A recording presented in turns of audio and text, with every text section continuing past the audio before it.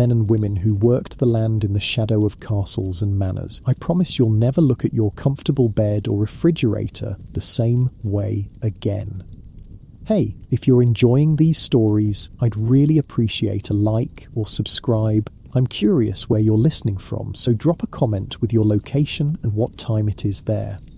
Now, find a cozy spot. Take a slow, deep breath and let your body sink into comfort as we journey back in time together. Congratulations, you've just woken up in medieval Europe, somewhere in England around the year 1250. The first thing you notice is the cold. Not just any cold, but a bone-deep, inescapable chill that has settled into your muscles overnight. Your back aches from sleeping on a thin straw mattress laid directly on the packed earth floor. There's no pillow. Your family can't afford such luxuries. Just a small log tucked under a folded piece of cloth to support your neck. You blink awake in near darkness, the only light coming from the dying embers of last night's fire in the centre of your one-room cottage. The smoke has mostly escaped through the hole in the thatched roof above, but some still lingers, making your eyes water slightly. You're not alone on your sleeping pallet. Your two younger brothers are curled against you for warmth, and across the room your parents and baby sister share another straw mattress. The smell hits you next, a mixture of wood smoke, unwashed bodies, the earthiness of the straw beneath you, and the distinct odour of the family pig that's taken shelter in the corner of your home for the night. In winter, animals often share your living space. Their body heat is too valuable to waste in separate shelters, and they're too precious to risk losing to wolves or thieves. Your name is Thomas, and you're 14 years old. In this time, that makes you almost a man. You've been working alongside your father in the field since you were strong enough to handle tools around age 7. Your family are serfs bound to the manor of Lord Geoffrey, whose stone keep you can see on the hill overlooking your village of 30-odd households. The weight of a hand on your shoulder makes you stir. It's your father, already up and moving in the dim light. "Time to rise, Thomas," he whispers, his voice rough from sleep. "The plough awaits no man." You feel the heaviness of sleep pulling at you, but there's no choice. The work of survival waits for no one, and spring ploughing has begun. You sit up, your rough woolen tunic scratching against your skin as you move. It's the same garment you wore yesterday and will wear tomorrow. You own only 2 sets of clothes, and the better one is saved for church and special occasions. Your mother is already stoking the fire, blowing gently on the embers until small flames begin to lick at the fresh kindling she's added. She reaches for the iron pot hanging from a hook near the fire and ladles what looks like a thin porridge into wooden bowls. This is your breakfast. A simple mixture of oats boiled in water with perhaps a bit of salt if you're lucky. On special days there might be a dollop of honey, but not today. Today is just an ordinary day in the endless cycle of planting, growing and harvesting that defines your existence. "Eat quickly," your father says, already spooning his portion into his mouth. "Lord Geoffrey's steward will be watching to make sure we're in the fields at first light."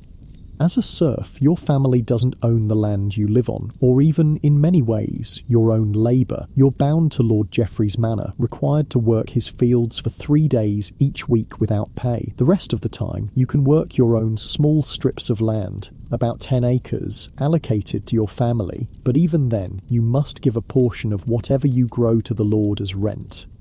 The porridge sits heavy in your stomach as you finish eating. Your mother hands you a small cloth bundle, a piece of coarse bread and a bit of hard cheese that will serve as your midday meal. You tuck it into the small pouch tied at your waist. Outside, the air is sharp with early spring cold, but at least the rain has stopped. The ground beneath your feet is a muddy mess, and you're thankful for your leather shoes, crude as they are. Many peasants go barefoot much of the year, but your father is skilled at leatherworking, which he does during the winter months when field work is impossible. Your family isn't wealthy by any means, but you're not among the poorest in the village either. The eastern sky is just beginning to lighten as you and your father make your way to the village common where other men and boys are gathering. There's little talk. Everyone is still half asleep and saving their energy for the long day ahead. The Lord's steward, a stern man named Walter, is already there, counting heads and making notes on a piece of parchment. "You'll be ploughing the north field today," Walter announces to the assembled men. "The oxen are already yoked. 6 teams, and I want clean furrows." Your father is selected to lead one of the ploughing teams, with you as his assistant. It's hard work, guiding the heavy wooden plough behind a team of oxen. The implement has an iron cutting edge that slices into the soil, while a wooden mouldboard turns the earth over to expose fresh soil for planting. Without this step, crops would struggle in the depleted topsoil. The plough feels impossibly heavy against your hands. The wooden handles press into your palms until they're raw and aching. Behind you, other men follow with hoes and rakes breaking up clods of earth. Women and girls from the village will come later to scatter seeds in the freshly turned soil. Your shoulders burn with the effort of keeping the plough straight. One of the oxen is being stubborn, constantly pulling to the left, which means you and your father must use extra strength to maintain the furrow's line. Sweat begins to soak through your tunic, despite the cool morning air. "Keep it straight, Thomas," your father murmurs. "Remember what I taught you. Feel the earth through the plough." You adjust your grip, leaning your weight into the task. The rich smell of fresh earth fills your nostrils as the plough turns over the soil. There's something satisfying about it, watching the neat furrow form behind you, knowing that soon this field will be green with growing wheat or rye, the staff of life that keeps hunger at bay. The sun climbs higher, and your back aches with a deep, persistent pain. Your hands have formed blisters that have broken and now bleed slightly, making the wooden plough handles slippery, but you dare not stop. The steward watches from his horse at the edge of the field, and any sign of slacking would be reported to Lord Geoffrey. When the sun reaches its highest point, there's a brief rest. You sink down onto the ground, your legs trembling with fatigue. Your father sits beside you, his face weathered and lined beyond his 35 years. He looks old to your eyes, though in truth, he's still strong. Many men don't live much past 40 in your time. You unwrap your small bundle of food and break the bread in half, offering a portion to your father. He takes it with a nod of thanks. The cheese is hard and a bit mouldy at the edges, but neither of you minds. Food is food, and you've both worked up a fierce hunger. "The soil looks good this year," your father says between bites. "If the weather holds, we might have a better harvest than last." Last year's harvest had been poor and the winter hard. There had been nights when you'd gone to bed with your stomach aching from emptiness, your mother insisting that the younger children needed what little food remained more than you did. You hope your father is right about this year's prospects. The rest period is brief, no more than the time it takes to eat your simple meal and give the oxen a chance to drink from a nearby stream. Then it's back to the plough, your muscles protesting as you once again take up your position. The afternoon wears on, the sun beating down on your back. The field seems endless, though you know it's only a few acres. By the time the steward calls an end to the day's work, the sun is low in the western sky, and you've been labouring for more than 12 hours. Every part of your body aches as you and your father lead the oxen back to their pen. Your hands are raw, your shoulders burn, and your lower back feels as though someone has taken a club to it. But the north field is ploughed, its earth ready to receive the seed that will, God willing, grow into the grain that will see the manor through another year. The walk home seems longer than it did this morning. Your father is silent beside you, conserving his energy. When you reach your cottage, your mother has a pot of pottage simmering over the fire, a thick stew of whatever vegetables could be found this early in the season, mostly cabbage and turnips, with a few dried beans added for substance. On truly special occasions, there might be a bit of salt pork or bacon to flavour it, but meat is a rarity on your table. Your younger brothers, aged 10 and 7, have spent their day helping your mother and gathering firewood. Your sister, just 2, toddles around the dirt floor, occasionally steadying herself against the rough wooden table that, along with a few stools, makes up most of your family's furniture. "How was the field?" your mother asks, ladling the steaming pottage into wooden bowls. "Good soil," your father replies. "Thomas handled the plough well today." The simple praise warms you more than the food. Your father is not a man of many words, and his approval means everything.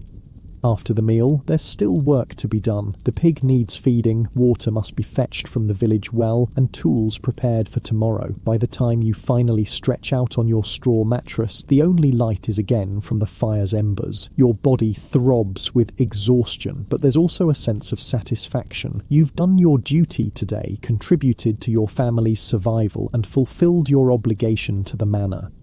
As sleep begins to claim you, you're vaguely aware of your brothers curling up beside you, their small bodies seeking warmth against the night's chill. Tomorrow will bring another day of labour, almost identical to this one, and the day after that, and the one after that. This is the rhythm of life as a serf. The endless cycle of seasons, of planting and harvesting, of owing your labour to the land and to your lord. You drift off, your dreams filled with the smell of fresh-turned earth and the hope of a bountiful harvest to come. Morning arrives all too soon, the pale light filtering through the small window openings in your cottage walls. These aren't proper windows with glass, just narrow openings that can be covered with wooden shutters in bad weather. Today, like yesterday, begins before dawn.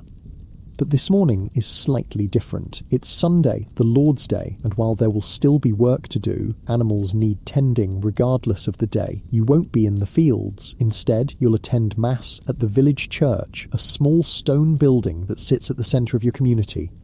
Your mother has been up earlier than usual, preparing special bread for after church. The smell of it baking on the hot stones near the fire makes your stomach growl appreciatively. Sunday bread is made with finer flour than your daily fare, and sometimes even has a bit of honey mixed in. Your father helps your younger brothers wash their faces and hands in a basin of water. Appearance matters on Sundays, when the whole village gathers together and Lord Geoffrey himself might be present with his family. You take your turn at the basin, scrubbing away the dirt as best you can. Your mother has laid out your better tunic, still rough wool but less patched and stained than your everyday garment.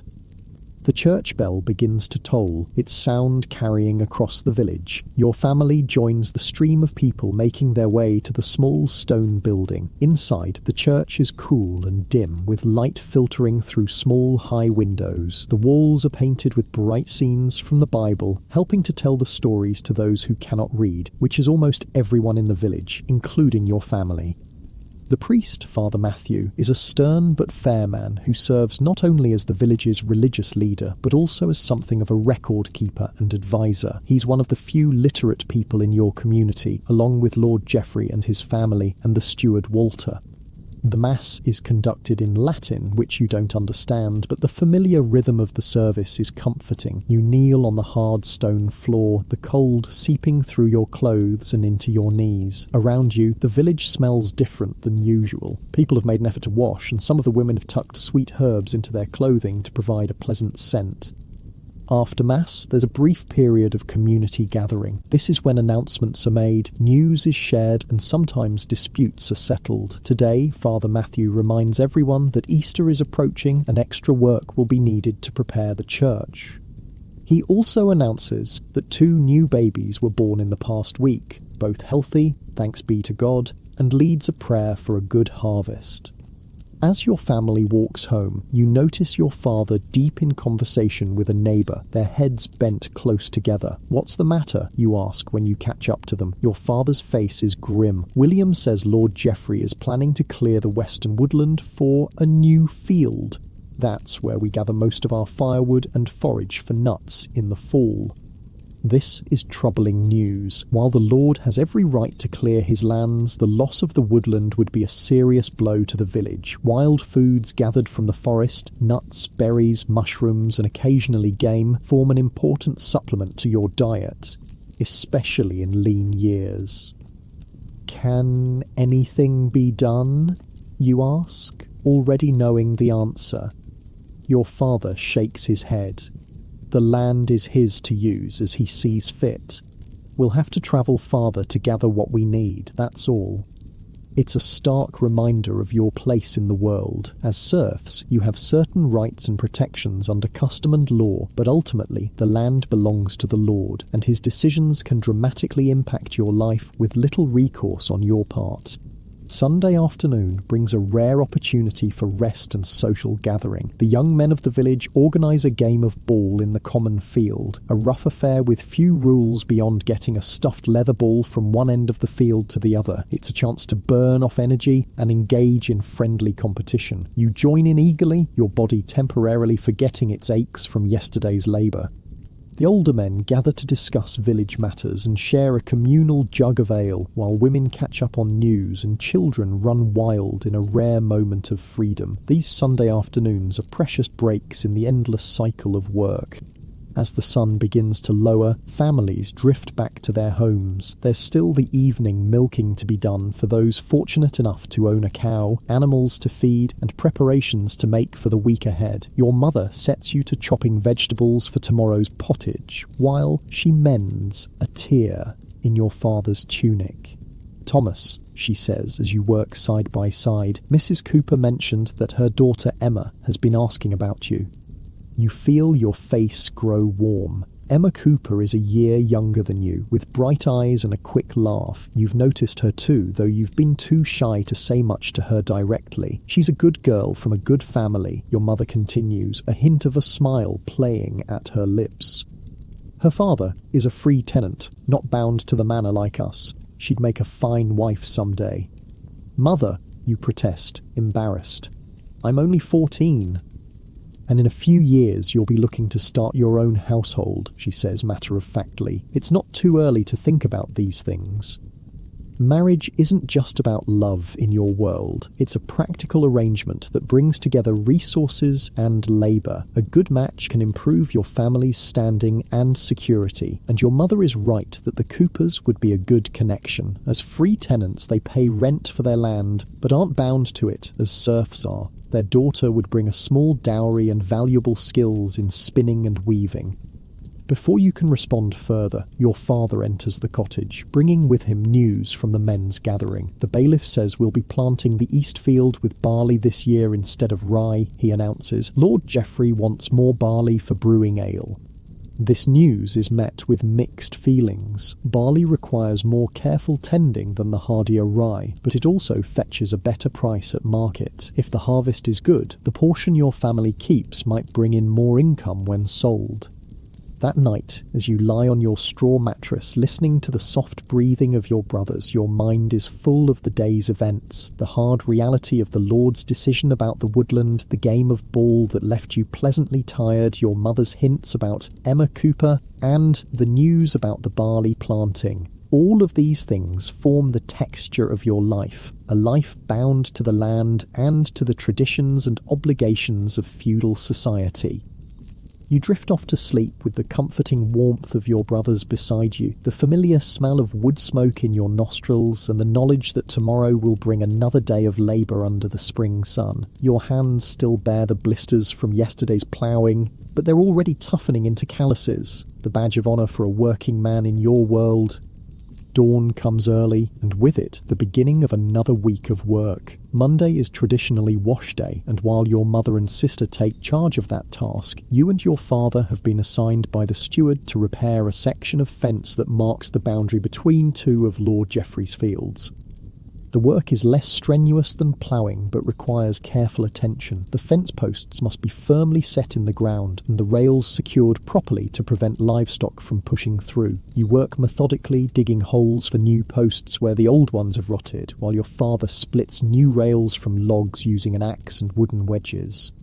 The day passes in steady labour, broken only by a brief rest to eat your midday meal. Again, bread and cheese, though the bread is the special Sunday loaf your mother made yesterday, now a day old, but still a treat compared to your usual fare. As you work, you notice dark clouds gathering on the horizon. Spring weather is notoriously changeable, and a sudden storm could make the remainder of your task miserable. "We should hurry," your father says, also eyeing the sky. "That rain will be here before evening." You redouble your efforts, your hands moving faster as you secure the last of the new rails. The first fat drops of rain begin to fall just as you gather your tools. By the time you reach your cottage, the sky has opened up completely, and you're both soaked to the skin. Your mother clucks sympathetically as you enter, immediately stirring the fire to provide warmth. Your wet clothes are hung near the flames to dry, and you change into your other set of garments, grateful that today was washing day so they're relatively clean.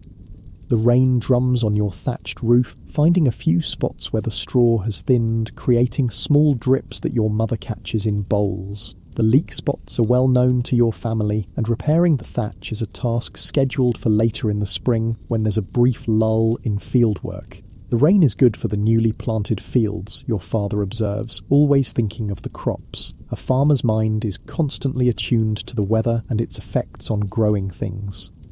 The evening meal is the usual pottage, but tonight there's a surprise. Your mother has added a few precious bits of bacon saved from the pig your family slaughtered at Martinmas last November. The smoky flavour transforms the simple stew into something truly satisfying. Even your youngest brother, usually a picky eater, cleans his bowl and looks hopefully for more. As the family gathers around the fire for the evening, your father begins working on a new pair of shoes for your youngest brother, who has outgrown his current ones. The leather was tanned last fall, a smelly process that took weeks but transformed raw hides into usable material.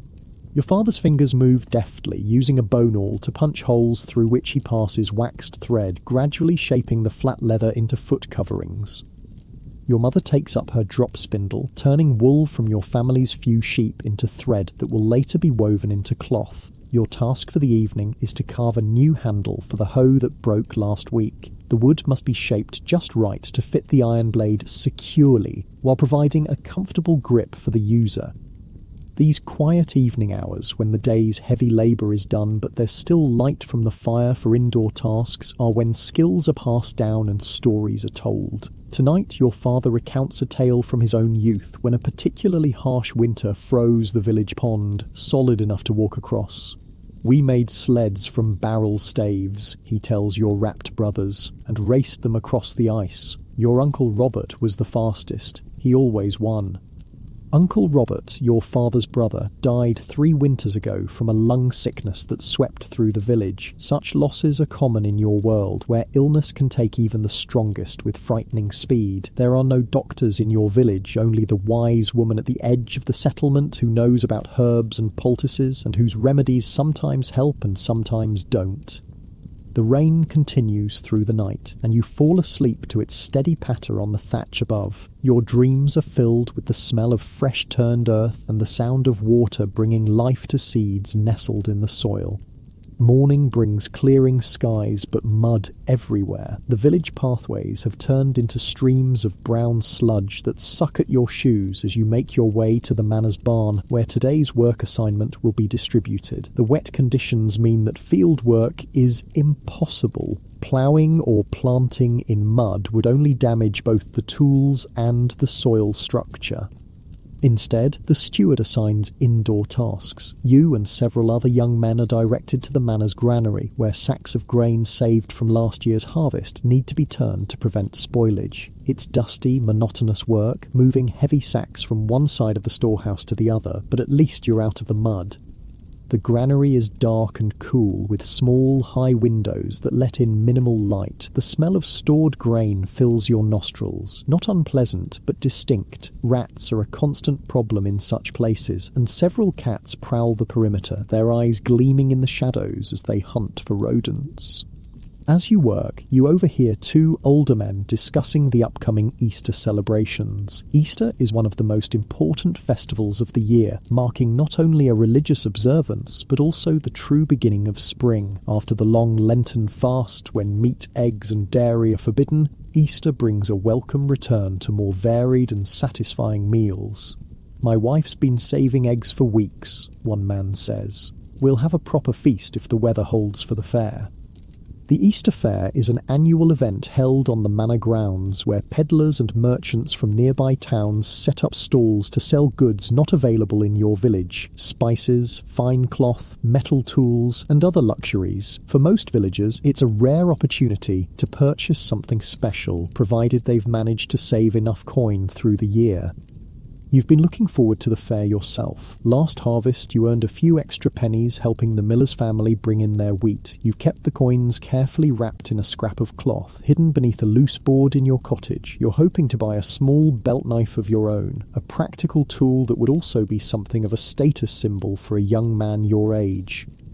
The workday in the granary passes slowly, the repetitive task of moving sacks numbing both body and mind. By the end, your shoulders and back ache from the strain, and your lungs feel dusty from the grain particles floating in the air, but it's still better than being soaked through in the fields.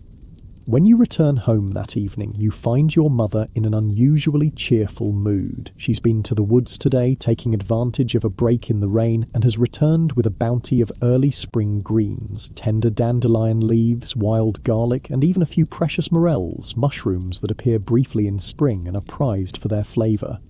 "We'll have a proper stew tonight," she announces proudly, already chopping the foraged goods to add to the pot. The addition of these wild foods will transform your usual pottage into something special, a welcome change after the monotonous winter diet. As you sit down to enjoy this improved meal, your father shares news he heard while working today.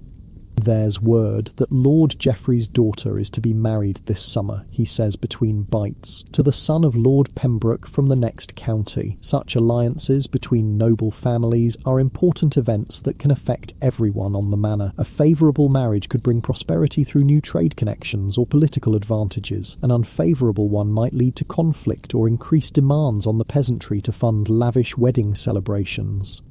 "Will there be a feast for the village?" your mother asks. Noble weddings sometimes included celebrations for the common folk, with extra food and ale distributed as a show of generosity. Your father shrugs. "Too early to say, but I'd wager we'll all be put to work preparing for the ceremony, regardless."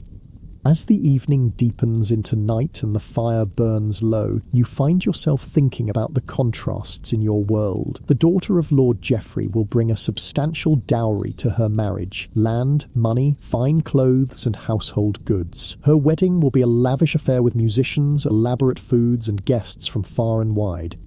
When your time comes to marry, perhaps to Emma Cooper with her bright eyes or to some other village girl, the celebration will be simpler. A modest feast for family and neighbours, perhaps a piper if someone can afford to hire one, and gifts of practical household items to start your new life together. Your dowry or bride price will be measured in tools, livestock, and perhaps a small piece of land to work, not in gold or silks.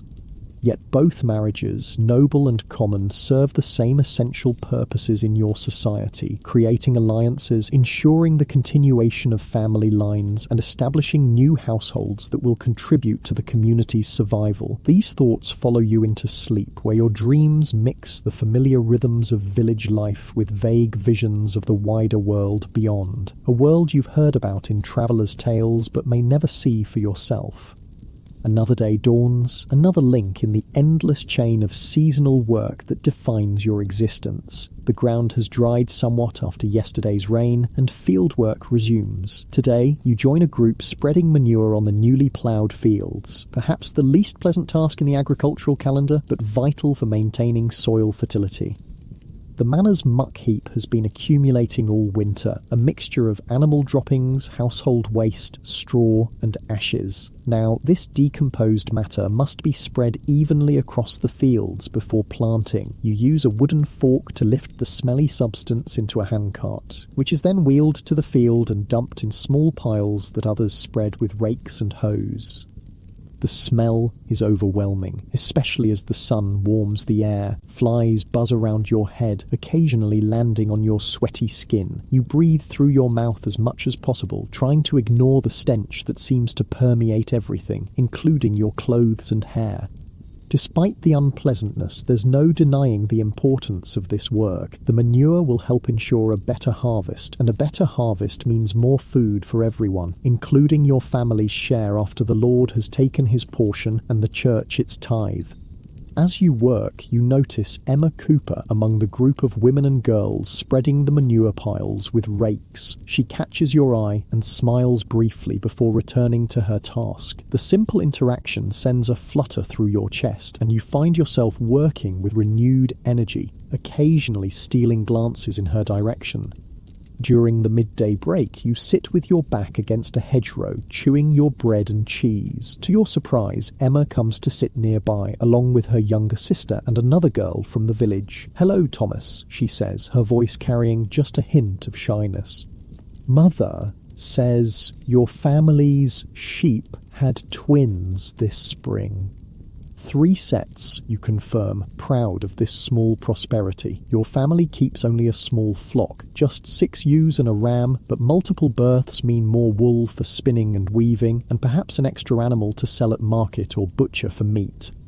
The conversation is simple, revolving around village news and the upcoming Easter celebrations, but you find yourself tongue-tied more than once, especially when Emma laughs at something you've said. Her presence makes you acutely aware of the manure stains on your clothing and the dirt under your fingernails, though she's just as dishevelled from the same work. All too soon, the steward calls everyone back to their tasks, and the brief social interlude ends. But as you return to the muck heap, there's a lightness in your step that wasn't there before. The remainder of the day passes in the same malodorous labour, but somehow it seems less onerous now. By sunset, several acres have been fertilised, ready for the next phase of planting. You return home dirty and exhausted, but carrying a small, warm glow of possibility about Emma Cooper and what your mother had hinted at regarding your future. The rhythm of your days continues, each one filled with labour, but also with the small joys and concerns that make up a human life, regardless of the era. You work, you eat, you sleep, you interact with family and community. You worry about the weather and the harvest, about pleasing your parents and the steward, about your future prospects within the confines of your station. And through it all, the land remains the constant centre of your existence. The soil that you turn with your plough, that you fertilise with manure, that you seed with grain, and that, God willing, will yield the crops that sustain life for another year in your small corner of medieval Europe. The evening fire casts long shadows on the wall of your cottage as your mother stirs the cooking pot and your father mends a broken tool. Your brothers play a quiet game with pebbles on the packed earth floor while the baby sleeps in a small wooden cradle, a family heirloom passed down through generations. Outside, the last light fades from the sky and another day in the life of a medieval serf comes to its close.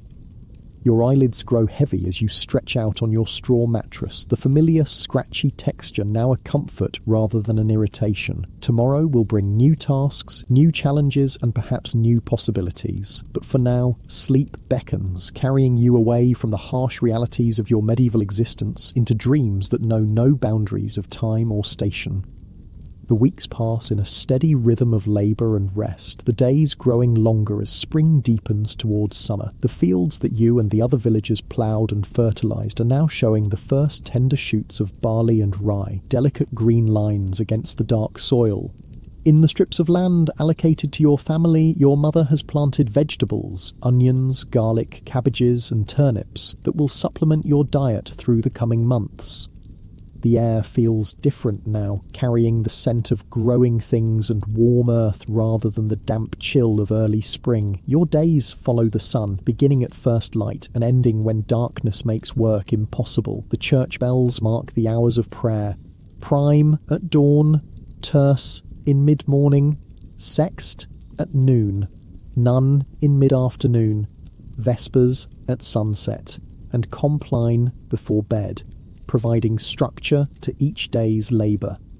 Today begins like any other, with a simple breakfast of porridge, but there's excitement in the air because it's the feast day of St. Mark, which coincides with Rogation Days, a time when the village processes around the boundaries of the parish, asking for God's blessing on the fields and a bountiful harvest to come. Make sure your face is clean, your mother reminds your younger brothers. And Thomas, wear your better tunic. Father Matthew will want you to help carry the cross. Being chosen to carry the parish cross in the procession is an honour, recognising your transition from boy to young man. You feel a mixture of pride and nervousness at the responsibility. The wooden cross is heavy, mounted on a long pole that must be held upright throughout the lengthy walk around the parish boundaries. The villagers gather at the church after breaking their fast. Nearly everyone is present, absent only those too ill to walk or those tasked with watching over the smallest children. Lord Geoffrey himself has come down from the manor house, along with his wife and their 3 children. On such occasions, the usual social barriers remain firmly in place, but there's a sense of community that transcends the everyday divisions between lord and peasant. Father Matthew emerges from the church in his finest vestments, carrying a small reliquary that contains a fragment of bone from St. Mark. The priest's face is solemn as he hands you the processional cross, its wooden surface smooth from years of handling. "Carry it high, Thomas," he instructs. "It leads us all in blessing the fields." The weight of the cross settles into your hands as you take your place at the head of the procession. Behind you comes Father Matthew with the reliquary, then Lord Geoffrey and his family, followed by the rest of the village roughly according to status. Free tenants first, then serfs, with the few landless labourers at the rear. The procession moves slowly along the village paths and out to the fields. Father Matthew stops at regular intervals to sprinkle holy water on the boundary markers and newly sprouted crops, chanting prayers in Latin that few in the village understand but all respect. Everyone joins in the responses they've learned by rote, their voices rising together in supplication for good weather, healthy crops, and protection from pestilence.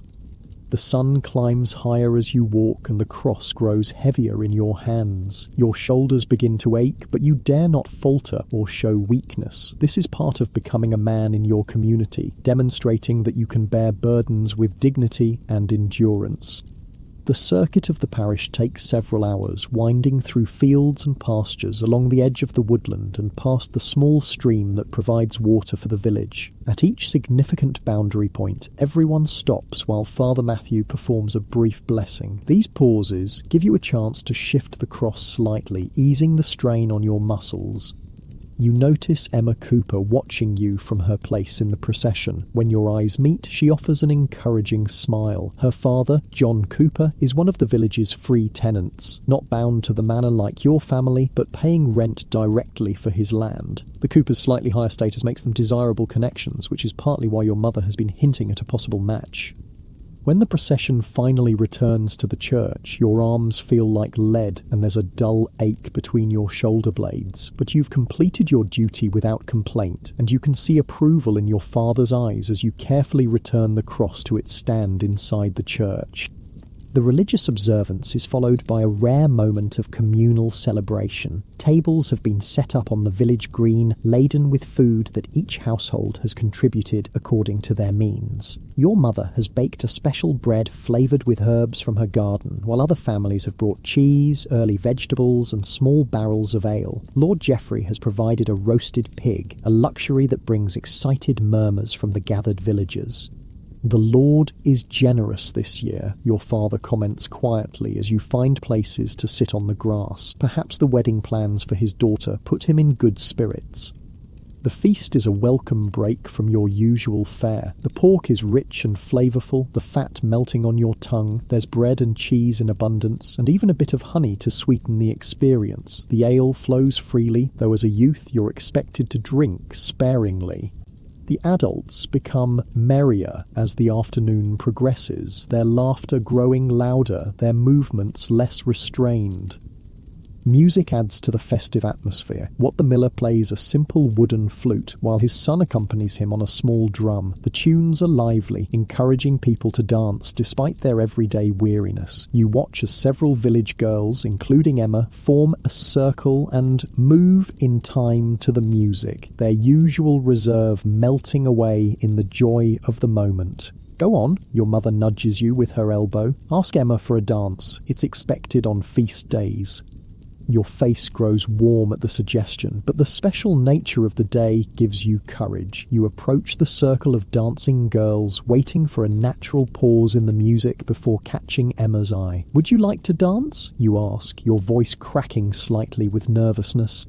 Emma's cheeks flush pink, but she nods, stepping away from her friends to take your outstretched hand. Her palm feels small and warm against yours, slightly rough from daily work, but still somehow delicate. The music begins again, a lively tune that has you both moving in the simple patterns that everyone in the village knows from childhood. Dancing together is one of the few permitted forms of physical contact between unmarried young people, closely watched by parents and elders to ensure propriety. Still, there's an undeniable thrill in the brief touches and shared movements, the chance to speak a few words away from listening ears. "You carried the cross well today," Emma says as you circle each other. "Father Matthew doesn't choose just anyone. My arms may never recover," you admit with a rueful smile, "but it was an honour."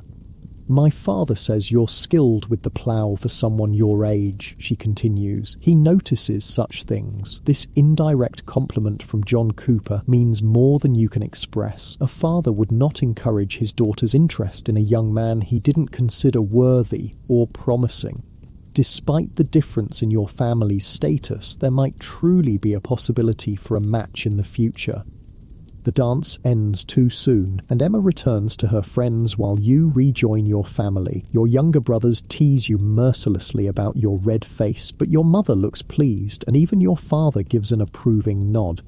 As the sun begins to set, the feast winds down. Lord Geoffrey and his family are the first to leave, returning to the comfort of the manor house. Gradually, the villagers disperse to their cottages, carrying leftover food that will supplement tomorrow's meals. The respite has been welcome, but tomorrow brings a return to the regular rhythm of work.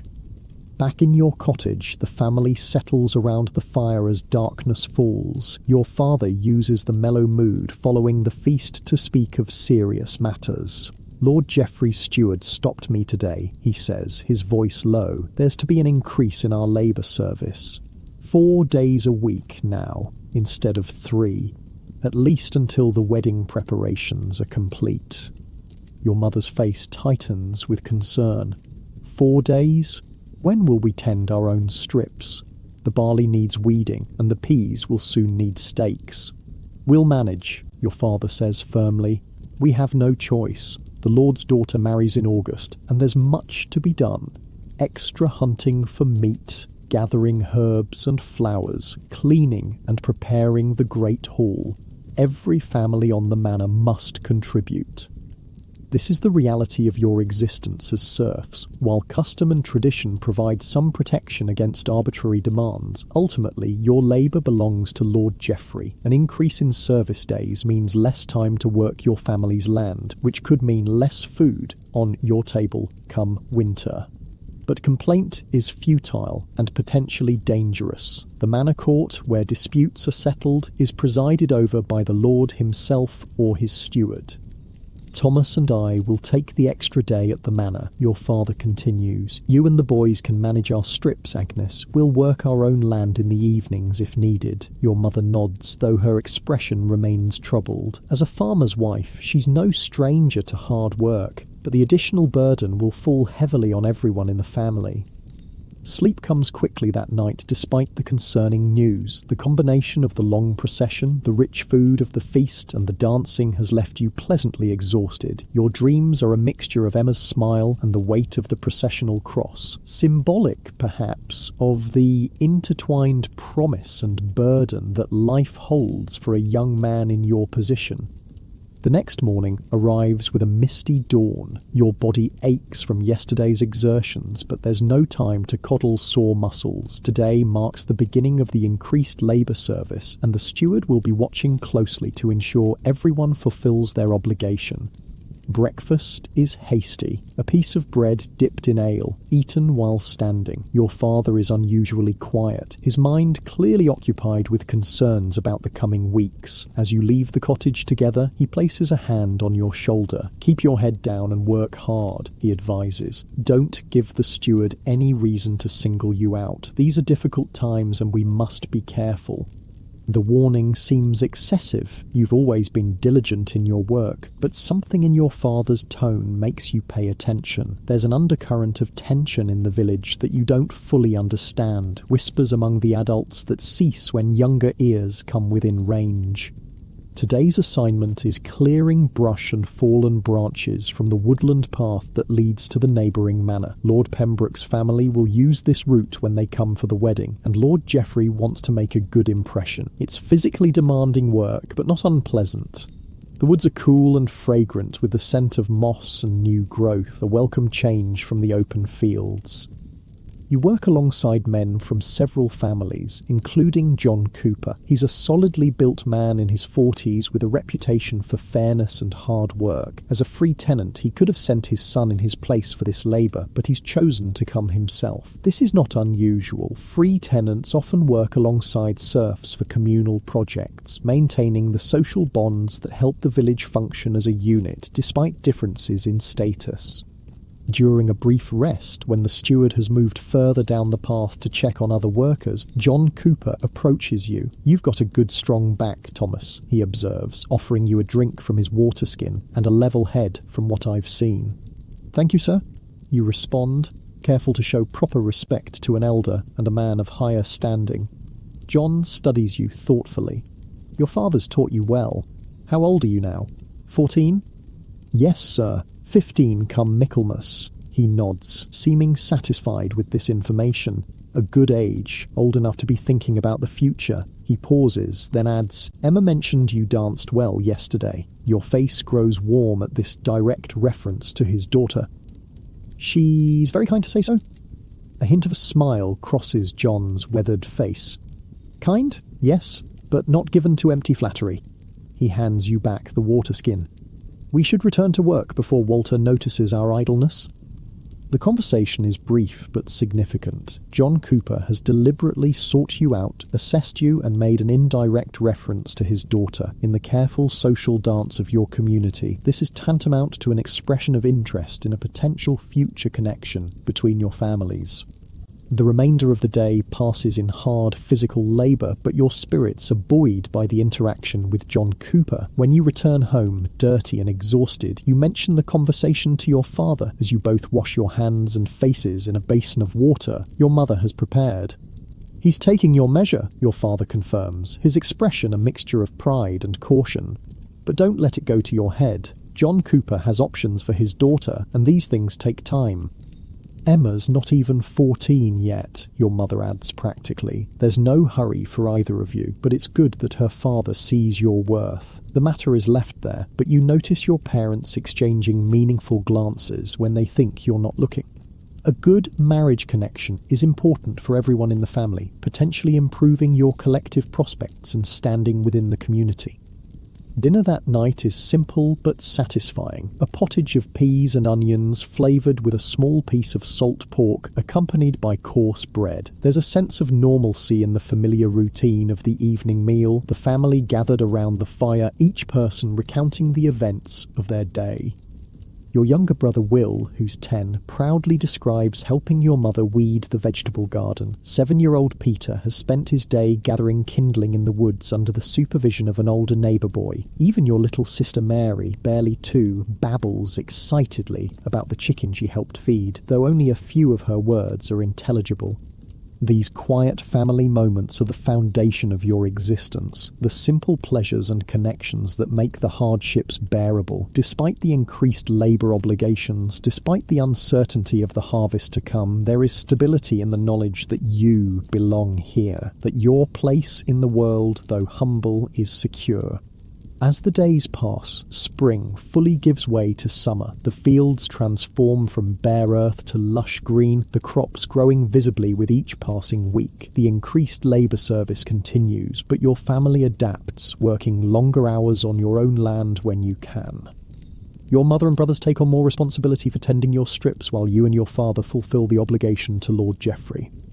The forest that provides so many vital resources for your family, firewood, game, wild foods and building materials, is showing its summer abundance. Whenever possible, you spend time there, gathering what you can. One evening, after a full day of labour on the manor lands, you venture into the woods with a small sack to collect early berries for your mother. The forest is different in the golden light of late afternoon, dappled shadows playing across the undergrowth, birds calling to one another overhead. You move quietly, eyes scanning the ground and bushes for the telltale red of wild strawberries or the darker hue of early blackberries. These small sweet treats are rare luxuries that bring delight to your younger siblings. As you bend to pick a cluster of strawberries, a rustling sound catches your attention. You freeze, suddenly alert. Hunting in the Lord's forest is strictly forbidden to peasants, a crime punishable by severe penalties. But you've brought no bow or snare, only your gathering sack. Through the trees, you glimpse a figure moving. At first, you think it might be another villager on a similar errand, but then you recognise the distinctive cap and tunic of Walter, the steward. He hasn't seen you yet, and appears to be examining something on the ground, his back to your position. Curiosity overcomes caution, and you carefully edge closer, moving from tree to remain concealed. Walter is kneeling now, and you can see that he's handling something. Small objects that he's counting and placing in a leather pouch. With a shock, you realise they're coins. More money than you've ever seen in one place. The steward's furtive behaviour and the unexpected cache of money raise immediate questions. Manor stewards are well paid for their service, but not so well that they would normally have such sums to hide in the forest. Is he stealing from Lord Geoffrey, or is something else happening here? Before you can ponder further, a twig snaps under your foot. The sound seems deafening in the quiet forest. Walter's head jerks up, his body tensing as he quickly secures the pouch and rises to his feet. "Oh, who's there?" he calls sharply. "Show yourself." Heart pounding, you step back, accidentally rustling the undergrowth further. Walter turns toward the sound, his hand moving to the knife at his belt. You know you should reveal yourself. Being caught hiding would look far worse than simply being seen gathering berries, but instinct holds you still as the steward's gaze sweeps the area where you're concealed. After what seems an eternity, Walter apparently decides the sounds were made by an animal. He tucks the pouch securely inside his tunic, glances around once more, and then strides away through the trees, moving quickly back toward the village. You remain frozen in place until the steward's footsteps fade completely. Only then do you release the breath you've been holding, your heart still racing. Whatever you've witnessed feels dangerous, knowledge that could put you at risk if Walter realised you had seen him. The discovery casts a shadow over your berry gathering, and you hurry to fill your sack before the light fades completely. As you make your way home, you debate whether to tell your father what you've seen. He's always taught you to be honest, but he's also cautioned you about the dangers of involving yourself in matters that don't concern you, especially those touching on the affairs of your betters. The cottage is warm and welcoming when you return, the familiar smell of cooking pottage filling the single room. Your mother's face lights up at the sight of the berries, and your siblings crowd around excitedly. In the simple joy of this moment, the strange encounter in the forest recedes slightly, though it continues to nag at the edges of your mind. Later, when the younger children are asleep and your mother is spinning by the dim light of the fire, you quietly relate what you saw to your father. His expression grows increasingly grave as you speak. "You're certain it was Walter, and that he was hiding coins?" he asks, his voice barely above a whisper. You nod, suddenly afraid that you've done the wrong thing by telling him.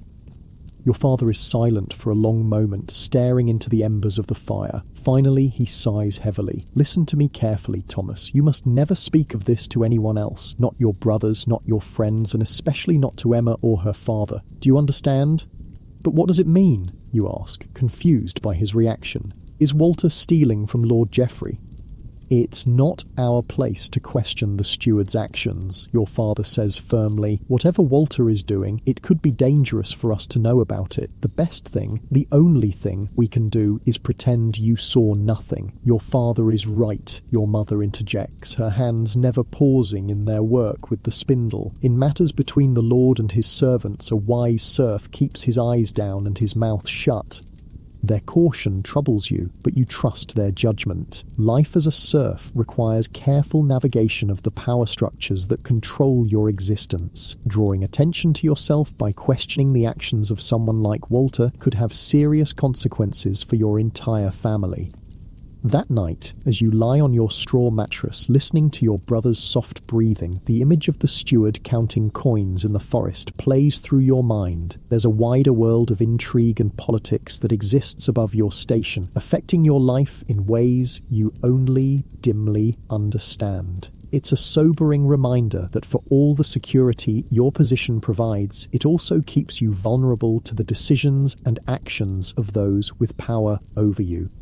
Summer deepens, the days growing hotter as the fields ripen toward harvest. The increased labour service continues, leaving everyone in the village tired and occasionally short-tempered. But there's also anticipation building for the upcoming wedding celebration, which promises food, music, and a rare break from the relentless cycle of work.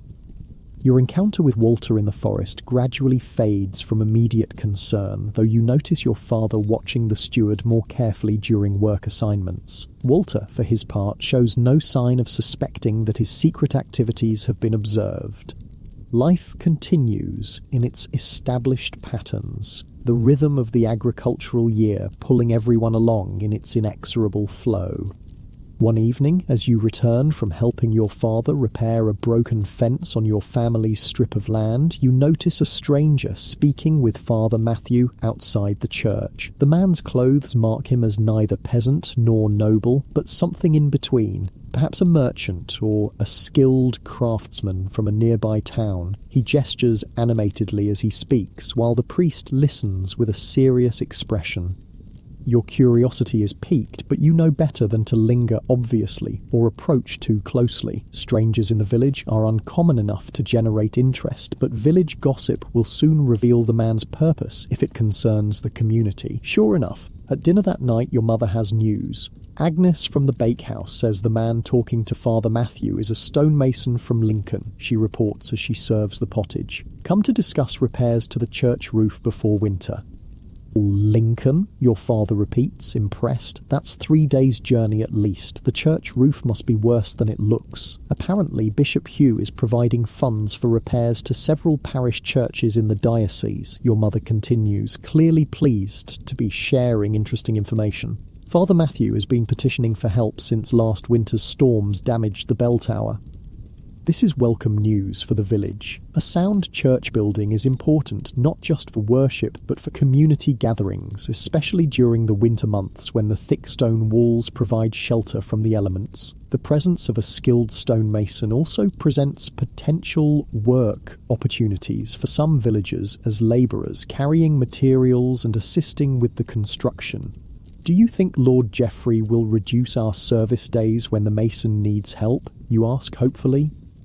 Your father shakes his head. More likely he'll expect us to do both, fulfill our regular service and assist with the church repairs, but perhaps there will be payment for the extra work. Even a small payment would be welcome. Your family, like most in the village, operates largely without currency, producing much of what you need and bartering for the rest. Actual coins are rare and precious, saved for special purchases or emergency needs.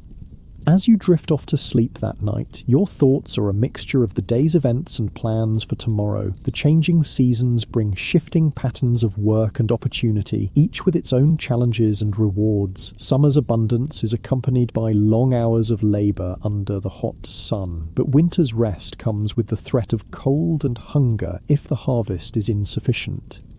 Through it all, the constancy of family and community provides structure and meaning to your existence. Your place in the world may be humble, but it is secure in its familiarity. The small cottage that shelters you, the land that feeds you, the rhythms of work and prayer that order your days. Despite the hardships and limitations of life as a serf, there is comfort in belonging so completely to this place and these people.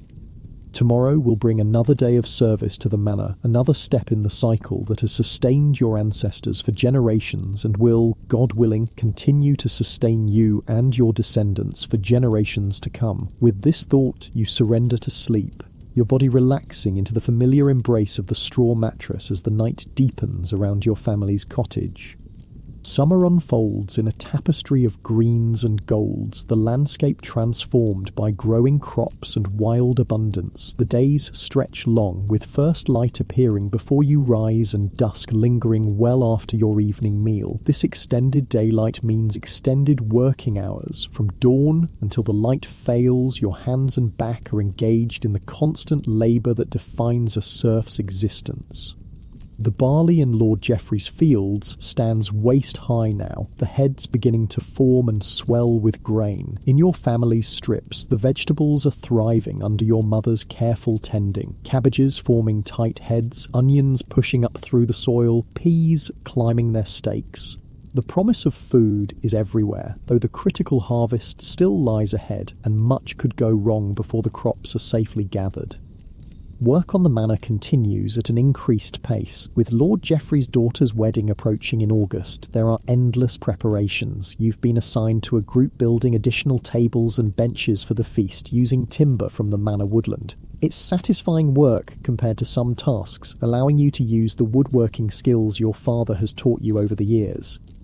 The workshop is set up in an open-sided shed near the manor house, providing shade while allowing fresh air to circulate. The rich smell of sawdust fills your nostrils as you plane a rough board smooth, your arm muscles burning pleasantly with the repetitive motion. Nearby, other men and boys from the village work on different aspects of the project, splitting logs, cutting joints, assembling finished pieces. "Mind your stroke there, Thomas," advises Godwin the carpenter, a free man who travels between manors offering his specialised skills. "Follow the grain of the wood, not against it." You adjust your technique, feeling the plane glide more smoothly across the oak plank. Godwin nods approval before moving on to check another worker's progress. Having come from a larger town, the carpenter brings news and different perspectives that make his presence interesting beyond his craft knowledge. "Is it true that in Lincoln some craftsmen work only at their trade?" you ask during a brief water break. "Never farming at all?" Godwin laughs, taking a long drink from the communal water bucket before answering. "True enough. Guild members, the master craftsmen, they'll have workshops in the town, sometimes with 3 or 4 apprentices learning the trade. They buy their food from markets or directly from farmers who bring goods to sell." The concept is almost impossible to imagine, a life completely removed from the land, from growing the food that sustains you. Everyone in your village, even the miller and the blacksmith, works some land alongside their specialised tasks. "And how do they live when winter comes, when there's no fresh food to buy?" your friend Robert asks, clearly sharing your bewilderment. "They store provisions, same as you," Godwin explains, "but towns get regular deliveries from surrounding manors, bread baked daily, meat and fish brought in, and there's always preserved foods, smoked, salted, dried. Some townsfolk never touch a plough their entire lives." The conversation gives you much to think about as you return to your work. The world beyond your village suddenly seems larger and more complex than you'd imagined. Different ways of living, different possibilities, yet you also recognise the security in your connection to the land, the direct relationship between your labour and your sustenance, despite the Lord's claim to a significant portion of what you produce. The midday bell rings from the church tower, signalling a brief rest for food. You retrieve your bundle from where you stored it in the shade. Bread, cheese, and a few early plums that your brother Will found ripening at the edge of the orchard. The fruit is a special treat, sweet, tart juice bursting in your mouth as you bite into the purple flesh. As you eat, you notice Walter the steward talking with a stranger at the edge of the yard. The man is well dressed, with a sword at his hip marking him as someone of importance, perhaps a messenger or representative from Lord Pembroke's household. Their conversation appears intense, with Walter repeatedly shaking his head while the stranger gestures emphatically. You're careful not to stare, remembering all too well what you witnessed in the forest, but your position gives you a clear view without being obvious about your observation. Eventually, Walter seems to relent, nodding reluctantly before the two men walk toward the manor house together. "Who do you suppose that is?" Robert whispers, having noticed your attention. "No idea," you reply truthfully. "Something to do with the wedding preparations, most likely." The brief rest period ends, and you return to your planing, but your mind remains unsettled. There was something in Walter's manner, a tension, a furtiveness, that reminded you of his behaviour in the forest. Whatever business the steward is conducting, it seems to exist alongside his official duties, rather than as part of them. Your father's warning echoes in your memory. It's dangerous for serfs to involve themselves in the affairs of their betters. You resolve again to keep your observations to yourself, focusing instead on the woodwork before you. The afternoon passes in steady labour. By the time the day's work ends, your arms ache pleasantly from the repetitive motion of planing and sawing. Calluses on your palms have toughened over the years of farm work, but the woodworking has created tender spots in new locations. You flex your fingers as you walk home, feeling the pull and stretch of tired muscles. Your mother has a surprise waiting when you and your father return to the cottage, a rabbit stew bubbling in the cooking pot. The rich, savoury smell fills the small space, making your stomach growl with anticipation. Will caught it in a snare this morning, she explains, looking proudly at your 10-year-old brother, who beams at the recognition. At the edge of the fallow field where the tall grass grows, hunting small game like rabbits is permitted to peasants, unlike the deer and boar that are exclusively the Lord's prey. Still, a successful catch is cause for celebration. Meat is a rarity in your diet, appearing perhaps once or twice a week in small quantities, if at all. "Well done, Will," your father says, ruffling the boy's hair affectionately. "You've provided well for the family today." The praise makes Will stand taller, his chest puffing slightly with pride. At 10, he's eager to contribute meaningfully to the household, to be recognised as more than just another mouth to feed. The successful snaring of the rabbit represents an important step in his growing capabilities. The stew is delicious. Chunks of rabbit meat flavoured with herbs from your mother's garden, thickened with a handful of barley and filled out with turnips and onions. Every morsel is savoured, the rich broth sopped up with bread until the wooden bowls are practically clean enough to put away without washing.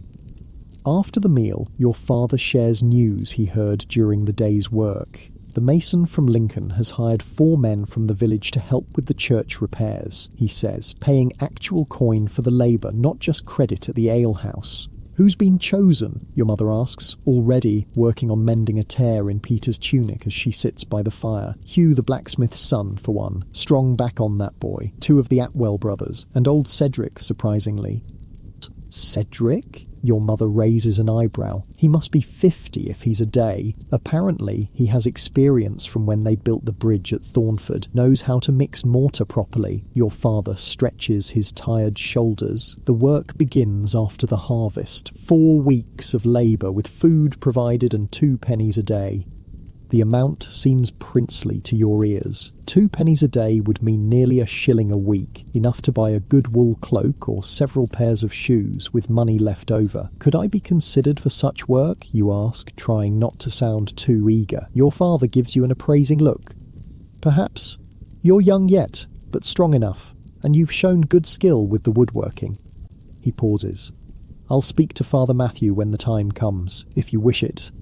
This potential opportunity fills you with excitement. Not only would the payment be significant, but working closely with a master craftsman from a city would provide valuable knowledge and connections beyond your village. Such advantages could make a substantial difference to your future prospects. The evening draws on, the fire burning low as your family prepares for sleep. Outside, a gentle summer rain begins to fall, drumming softly on the thatched roof. A few drips find their way through thin spots in the thatch, but your mother has placed familiar bowls and pots in the known leak locations, catching the water with practiced efficiency. The sound of rain is soothing, and you drift towards sleep with thoughts of stonework, pennies, and possibilities swirling in your mind.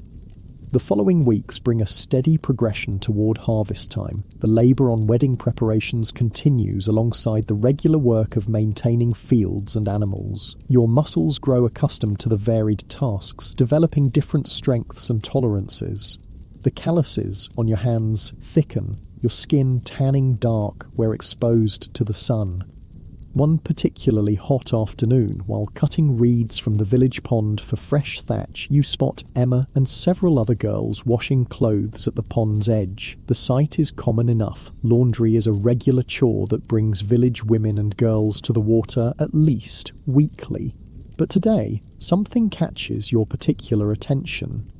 Emma is standing slightly apart from the others, her attention focused on a small object in her hands rather than the garment she should be washing. Even from a distance, you can see that she's weaving something, small stems of reed or grass forming a pattern between her fingers. Curiosity and the desire for a closer look lead you to move around the pond's edge, ostensibly to cut reeds from a new location. As you draw nearer, you can see that Emma is indeed creating a small woven cross from reeds, a common protective charm that many villagers place above their doors or in their fields. She looks up as your shadow falls across the water, her expression momentarily startled before relaxing into recognition.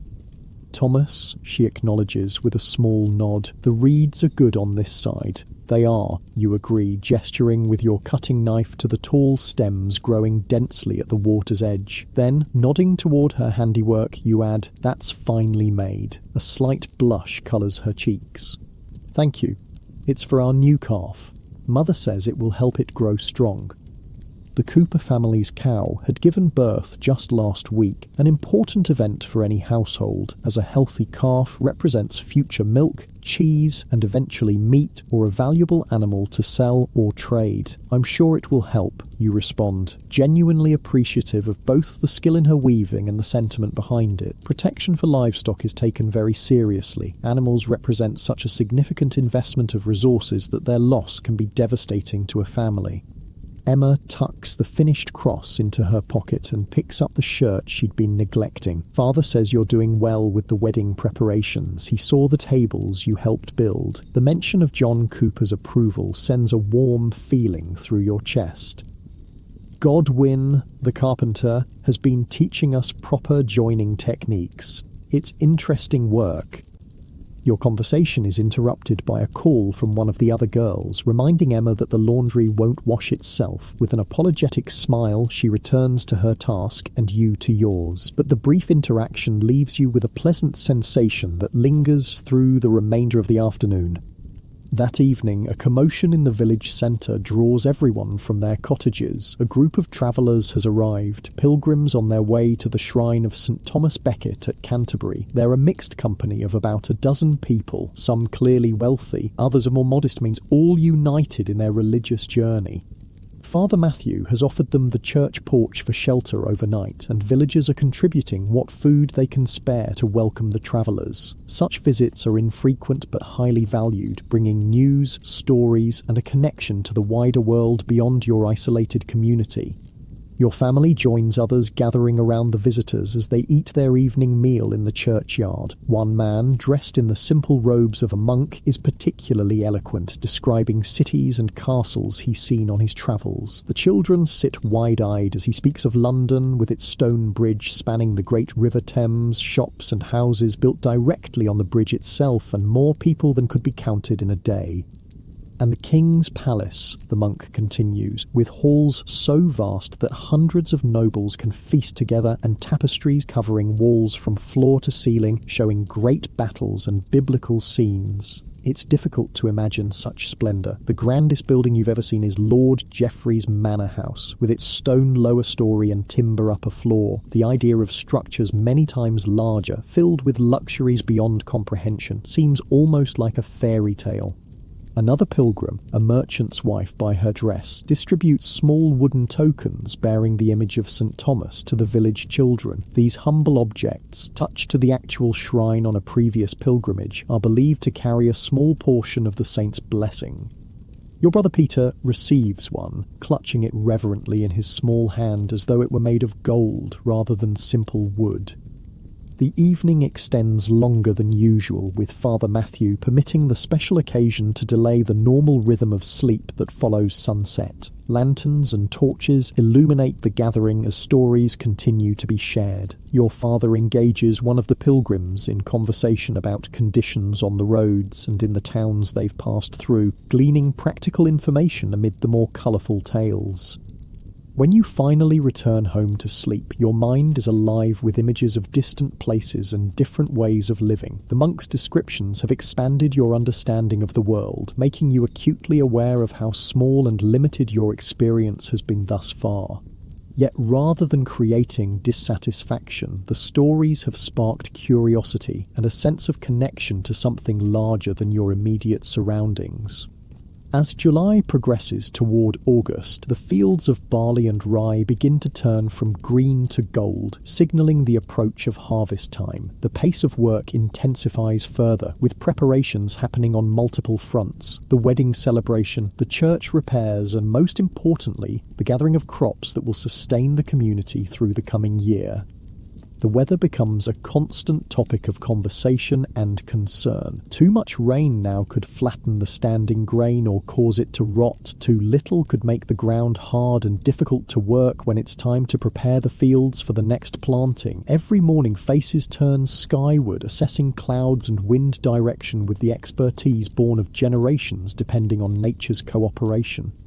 One morning, as you head to the manor for your day's labour, you notice unusual activity at the village boundary. Several men on horseback have arrived, and with them is a cart carrying large wooden cages containing birds, falcons and hawks by the look of them. The distinctive clothing of the riders marks them as falconers, specialists in training and handling the hunting birds favoured by nobility.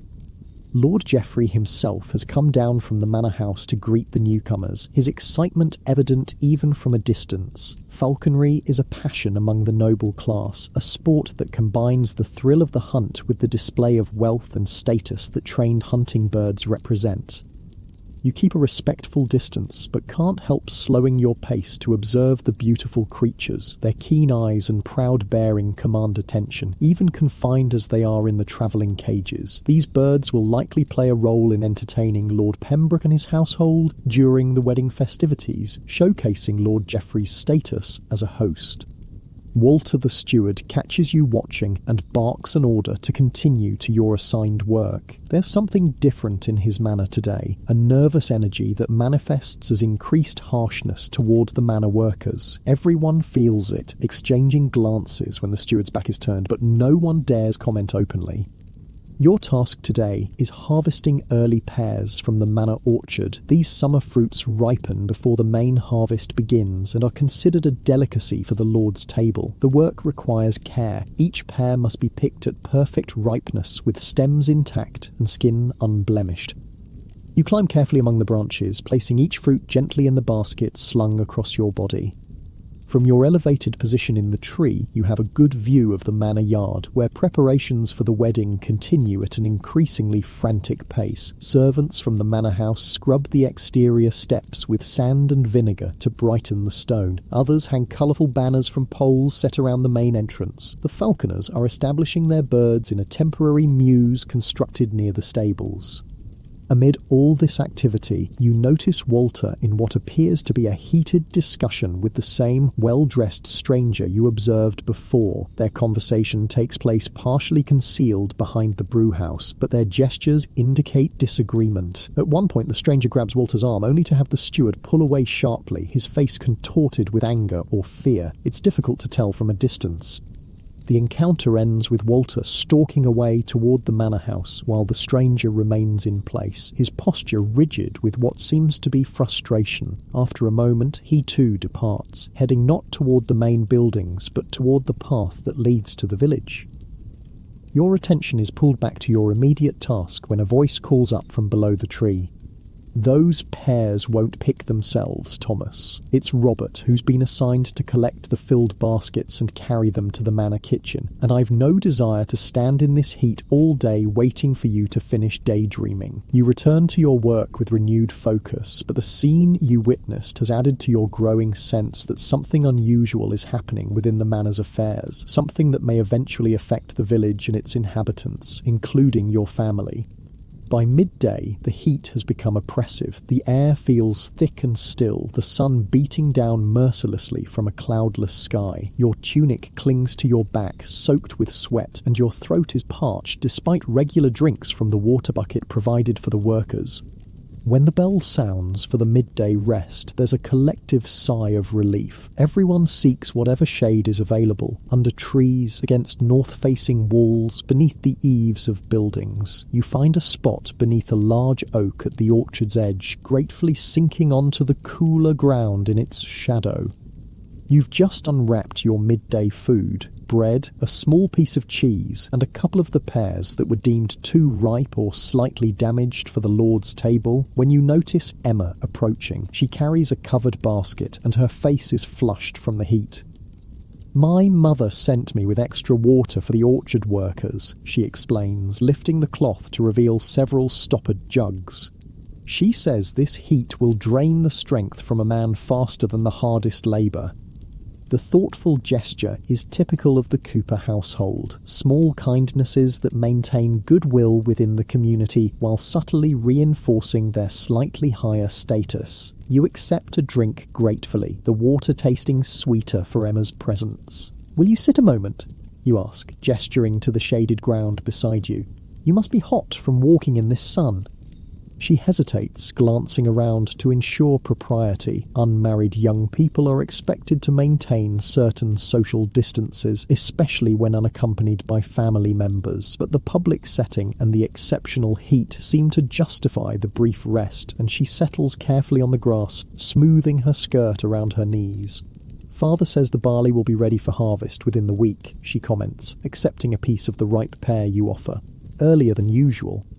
"The hot weather has pushed everything forward," you agree. Lord Geoffrey's steward is already organising the harvest cruise. For a brief moment you consider mentioning what you've observed of Walter's strange behaviour, but your father's warning holds you back. Instead, you ask about the Cooper family's new calf, which leads to a pleasant conversation about animals, crops, and the upcoming wedding celebration. All too soon, the rest period ends, and Emma must continue distributing water to other workers while you return to the pear trees. But the brief interaction has brightened your day, making the afternoon's heat more bearable as you work. As the sun begins its descent, bringing welcome relief from the day's heat, you complete your work in the orchard. The gathered pears have been delivered to the manor kitchen, where they'll be transformed into dishes for the Lord's table, poached in wine perhaps, or baked with honey and spices.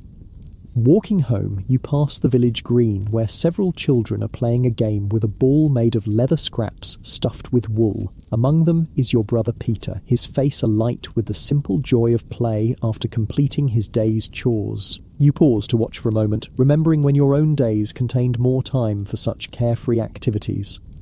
The sight reminds you of how quickly childhood passes in your world. At 7, Peter already has regular responsibilities, gathering kindling, helping with the animals, watching his younger sister when your mother needs to work elsewhere. By 14, you're considered nearly an adult, capable of a full day's labour and beginning to think about your future prospects. It's a rapid transition from play to work, from dependence to contribution. As you continue homeward, the western sky blazes with sunset colours, vibrant oranges and pinks streaking across clouds that have begun to gather on the horizon. The air feels different now, with a heaviness that suggests rain may be coming. After the day's oppressive heat, the prospect of a cooling shower is welcome, though you hope it will hold off until after the night's sleep. The cottage is quiet when you arrive, with only your mother present preparing the evening meal. Your father and brothers are still completing their day's tasks, and little Mary naps on a folded blanket in the corner, her thumb firmly in her mouth. "You're early today," your mother observes, stirring a pot of pottage that smells of onions and herbs. "We finished the pear harvest," you explain, washing your hands and face in the basin of water she's set out. The cool liquid feels wonderful against your sun-heated skin. "Good. I need your help with something before the others return." She wipes her hands on her apron and retrieves a small bundle from a shelf. Unwrapping it reveals several strips of linen and a small clay pot containing a greenish salve. Your father's back has been troubling him, she explains, her voice low, though there's no one to overhear. Too proud to mention it, of course, but I see how he moves. This needs to be applied before the pain grows worse. She demonstrates how to spread the salve, made from comfrey leaves and other herbs from her garden, onto the linen strips, which will then be bound around your father's lower back when he returns. He'll accept it from you more readily than from me, she adds with a knowing smile. Men and their pride. The trust implicit in this task warms you. Your mother is acknowledging your growing maturity, involving you in the care of the family in new ways. It's another small step in the gradual transition from child to adult. As darkness falls and the family gathers for the evening meal, a light rain begins to patter on the thatch above, just enough to settle the dust and cool the air without causing problems for the ripening grain in the fields. Your father accepts the salve and bandages with minimal protest, especially when presented as a practical necessity for the coming harvest work rather than as a remedy for weakness.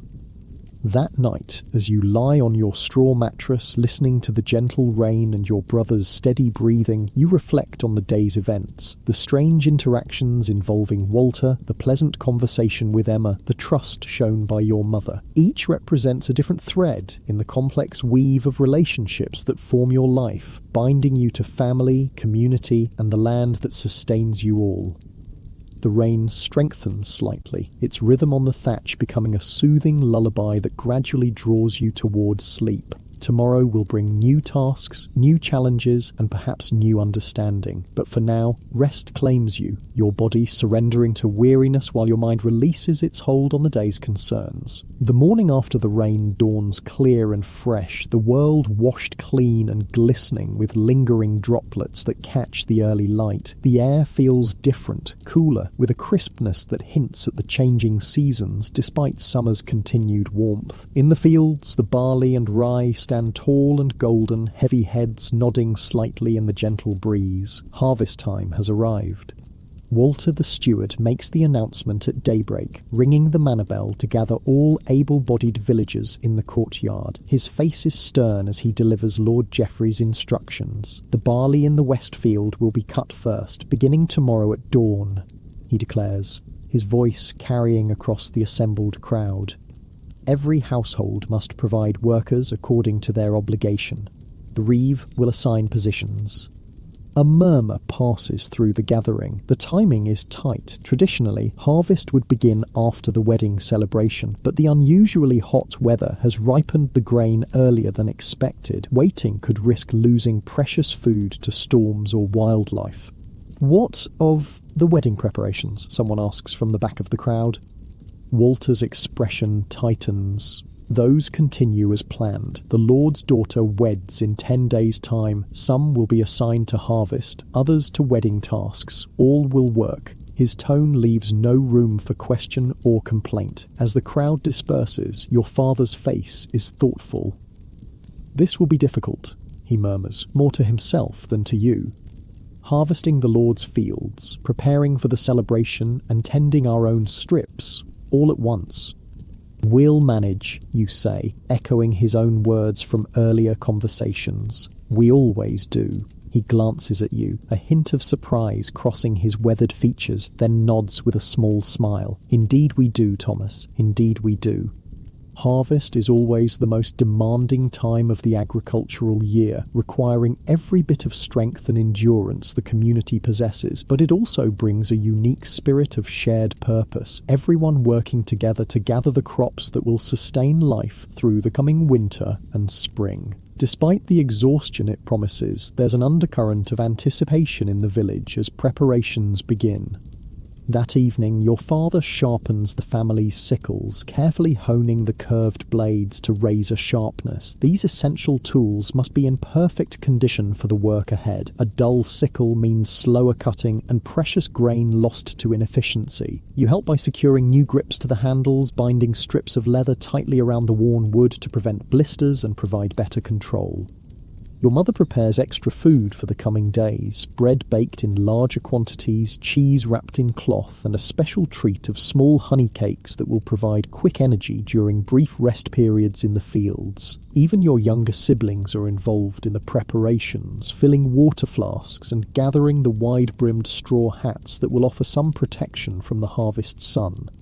Sleep comes quickly that night, your body somehow sensing the need to store rest before the imminent exertion. Your dreams are filled with golden fields and the rhythmic swing of sickles, a mental rehearsal for the physical reality to come.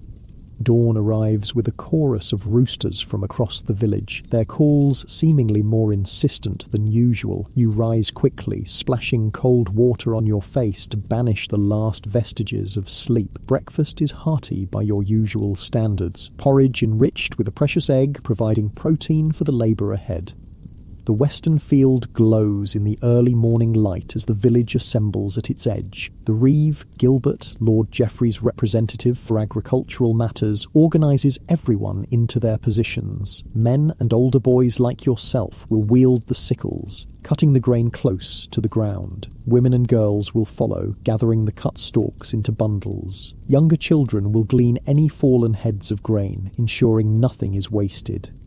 "Remember," Gilbert calls out to the assembled workers, "cut clean and cut low. The Lord's portion must be gathered first and properly stored before any man turns to his own strips. This is the reality of feudal obligation. The Lord's needs come before your family's, regardless of weather or timing." It's a system you've known all your life, rarely questioning its fundamental inequity because it simply is the way of things. The harvest begins with a murmured prayer led by Father Matthew, asking God's blessing on the work and protection from injury. Then the reapers spread out across the field in a staggered line, each taking a section of appropriate width. The work demands a particular technique, one hand grasping a handful of stalks, the other swinging the sickle in a smooth, controlled motion to cut them near the base. The severed stalks are laid carefully aside for the gatherers to collect. Then a step forward, another handful grasped, another cut made. The motion becomes almost meditative in its repetition, though the physical toll mounts quickly. Sweat begins to soak your tunic within the first hour, the sun climbing higher and adding its heat to the exertion of constant cutting. Your back develops a steady ache from the bent posture required, and your wrist and forearm burn with the repetitive motion of the sickle. But you maintain the pace, knowing that any slacking would be immediately noticed and reported.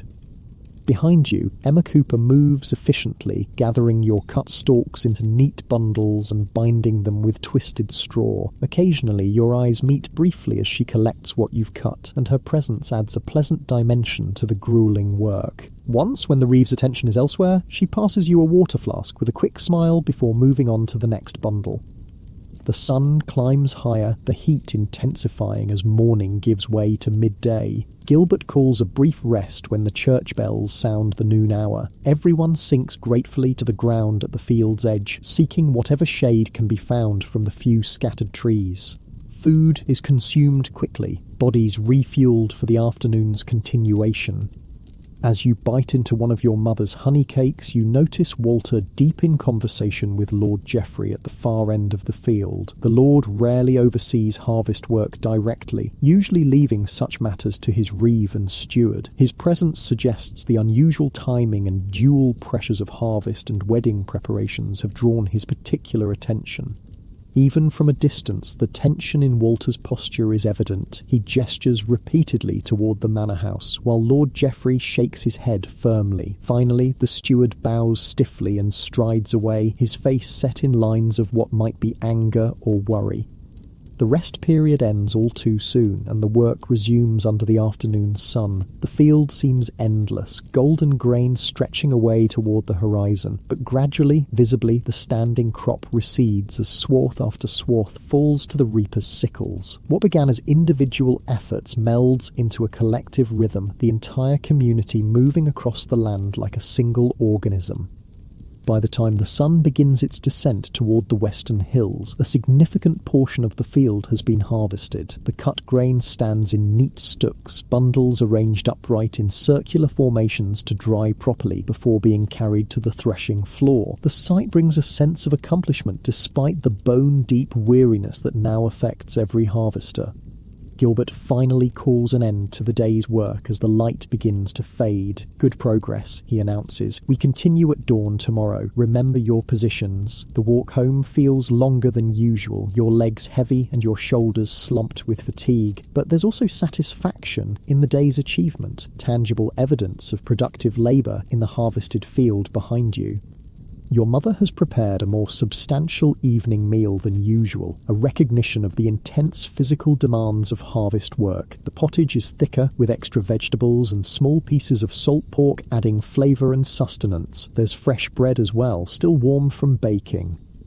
"How much did you cut today?" your father asks as you eat, his own weariness evident in the careful way he moves. "Nearly half of my assigned section," you reply. "Emma was gathering behind me. She works quickly." A knowing look passes between your parents at the mention of Emma's name, but neither comments directly. Instead, your father says, "The Cooper girl has been well taught by her mother. Efficiency in the field is as important as efficiency in the home." After the meal, there's little energy for the usual evening tasks. Your father checks the sickles, ensuring they're ready for tomorrow, while your mother prepares food for the next day. But conversation is minimal, everyone conserving strength for the days of harvest still ahead. Sleep comes instantly when you finally stretch out on your straw mattress, your body surrendering to exhaustion without resistance. The deep, dreamless rest of physical fatigue claims you completely. Dawn seems to arrive mere moments after you closed your eyes, though the night has passed in its usual hours. Every muscle protests as you rise, stiffness from yesterday's labour-making movement painful until you've stretched and warmed your body into reluctant cooperation. Breakfast is similar to yesterday's, sustaining food designed to provide energy for the morning's work. Your mother has risen even earlier than the rest of the family to ensure everything is prepared, her own contribution to the harvest effort equally essential though different in nature. The second day follows the pattern of the first: cutting, gathering, binding, stooking. The work is no less demanding, but your body begins to adapt, finding the rhythm more naturally. Efficiency improves as muscles remember their tasks despite the discomfort. By midday, news travels along the line of harvesters. Lord Geoffrey has decided to delay some of the wedding preparations to focus more hands on the harvest. The unusually hot summer has ripened the grain to the point where waiting even a few days could mean significant losses. The carpenter and his assistants have been reassigned to help with carting the grain, Robert tells you during the brief rest period.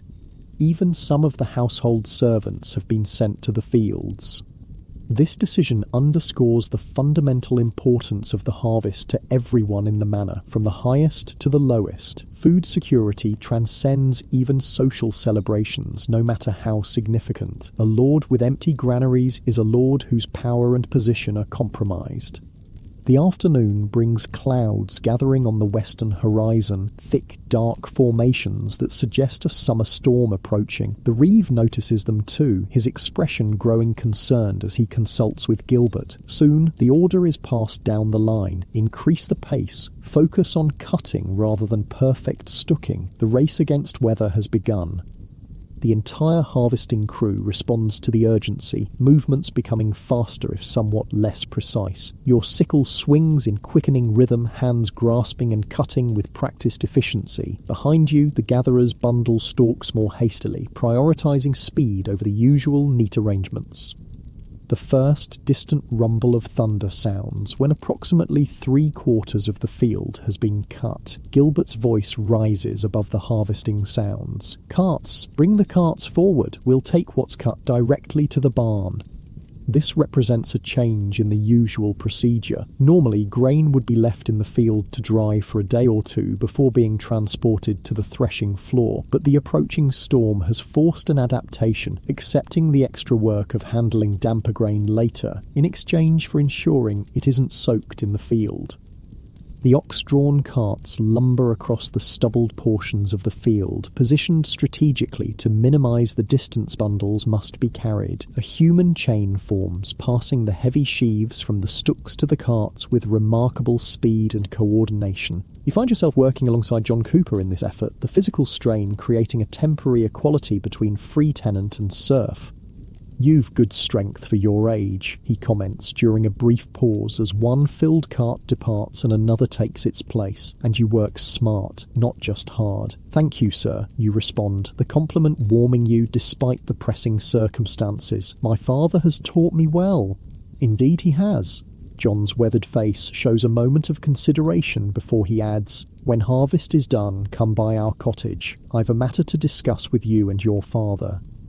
Before you can respond, the next cart arrives and the work demands full attention once more, but the invitation lingers in your mind, raising questions and possibilities that momentarily distract from the physical labour. The storm draws closer, lightning now visible in the distance and thunder following more quickly after each flash. The workers move with increasing urgency, racing to salvage as much grain as possible before the rain begins. You're loading one of the final carts when the first heavy drops begin to fall, fat, cold splashes that promise the downpour to come. Gilbert calls out final instructions, directing the remaining workers to secure what they can and then seek shelter. The rain intensifies rapidly, soaking through your tunic within moments. The last sheaves are tossed haphazardly onto carts, with the focus now entirely on quantity rather than careful arrangement. As the final loaded cart lurches toward the barn, pulled by straining oxen through increasingly muddy ground, the harvesters make their own hasty departures, some toward the manor outbuildings, others toward the village. You run alongside your father, the rain now falling in sheets that limit visibility to a few yards ahead. Water streams down your face, and your sodden clothing clings uncomfortably to your skin. But there's exhilaration mixed with the discomfort. The bulk of the harvest has been secured, saved from the storm by the community's collective effort. Rather than continuing all the way to your cottage, you both seek closer shelter in the village church, as do many others from the harvesting crew. The stone building offers immediate relief from the driving rain, though its interior is dim with only a few candles burning near the altar. Father Matthew moves among the sodden congregation, offering words of comfort and practical assistance in the form of rough cloth for drying faces and hands. The atmosphere is one of weary accomplishment rather than disappointment at the storm's interruption. A sense that a significant challenge has been met successfully, if not perfectly.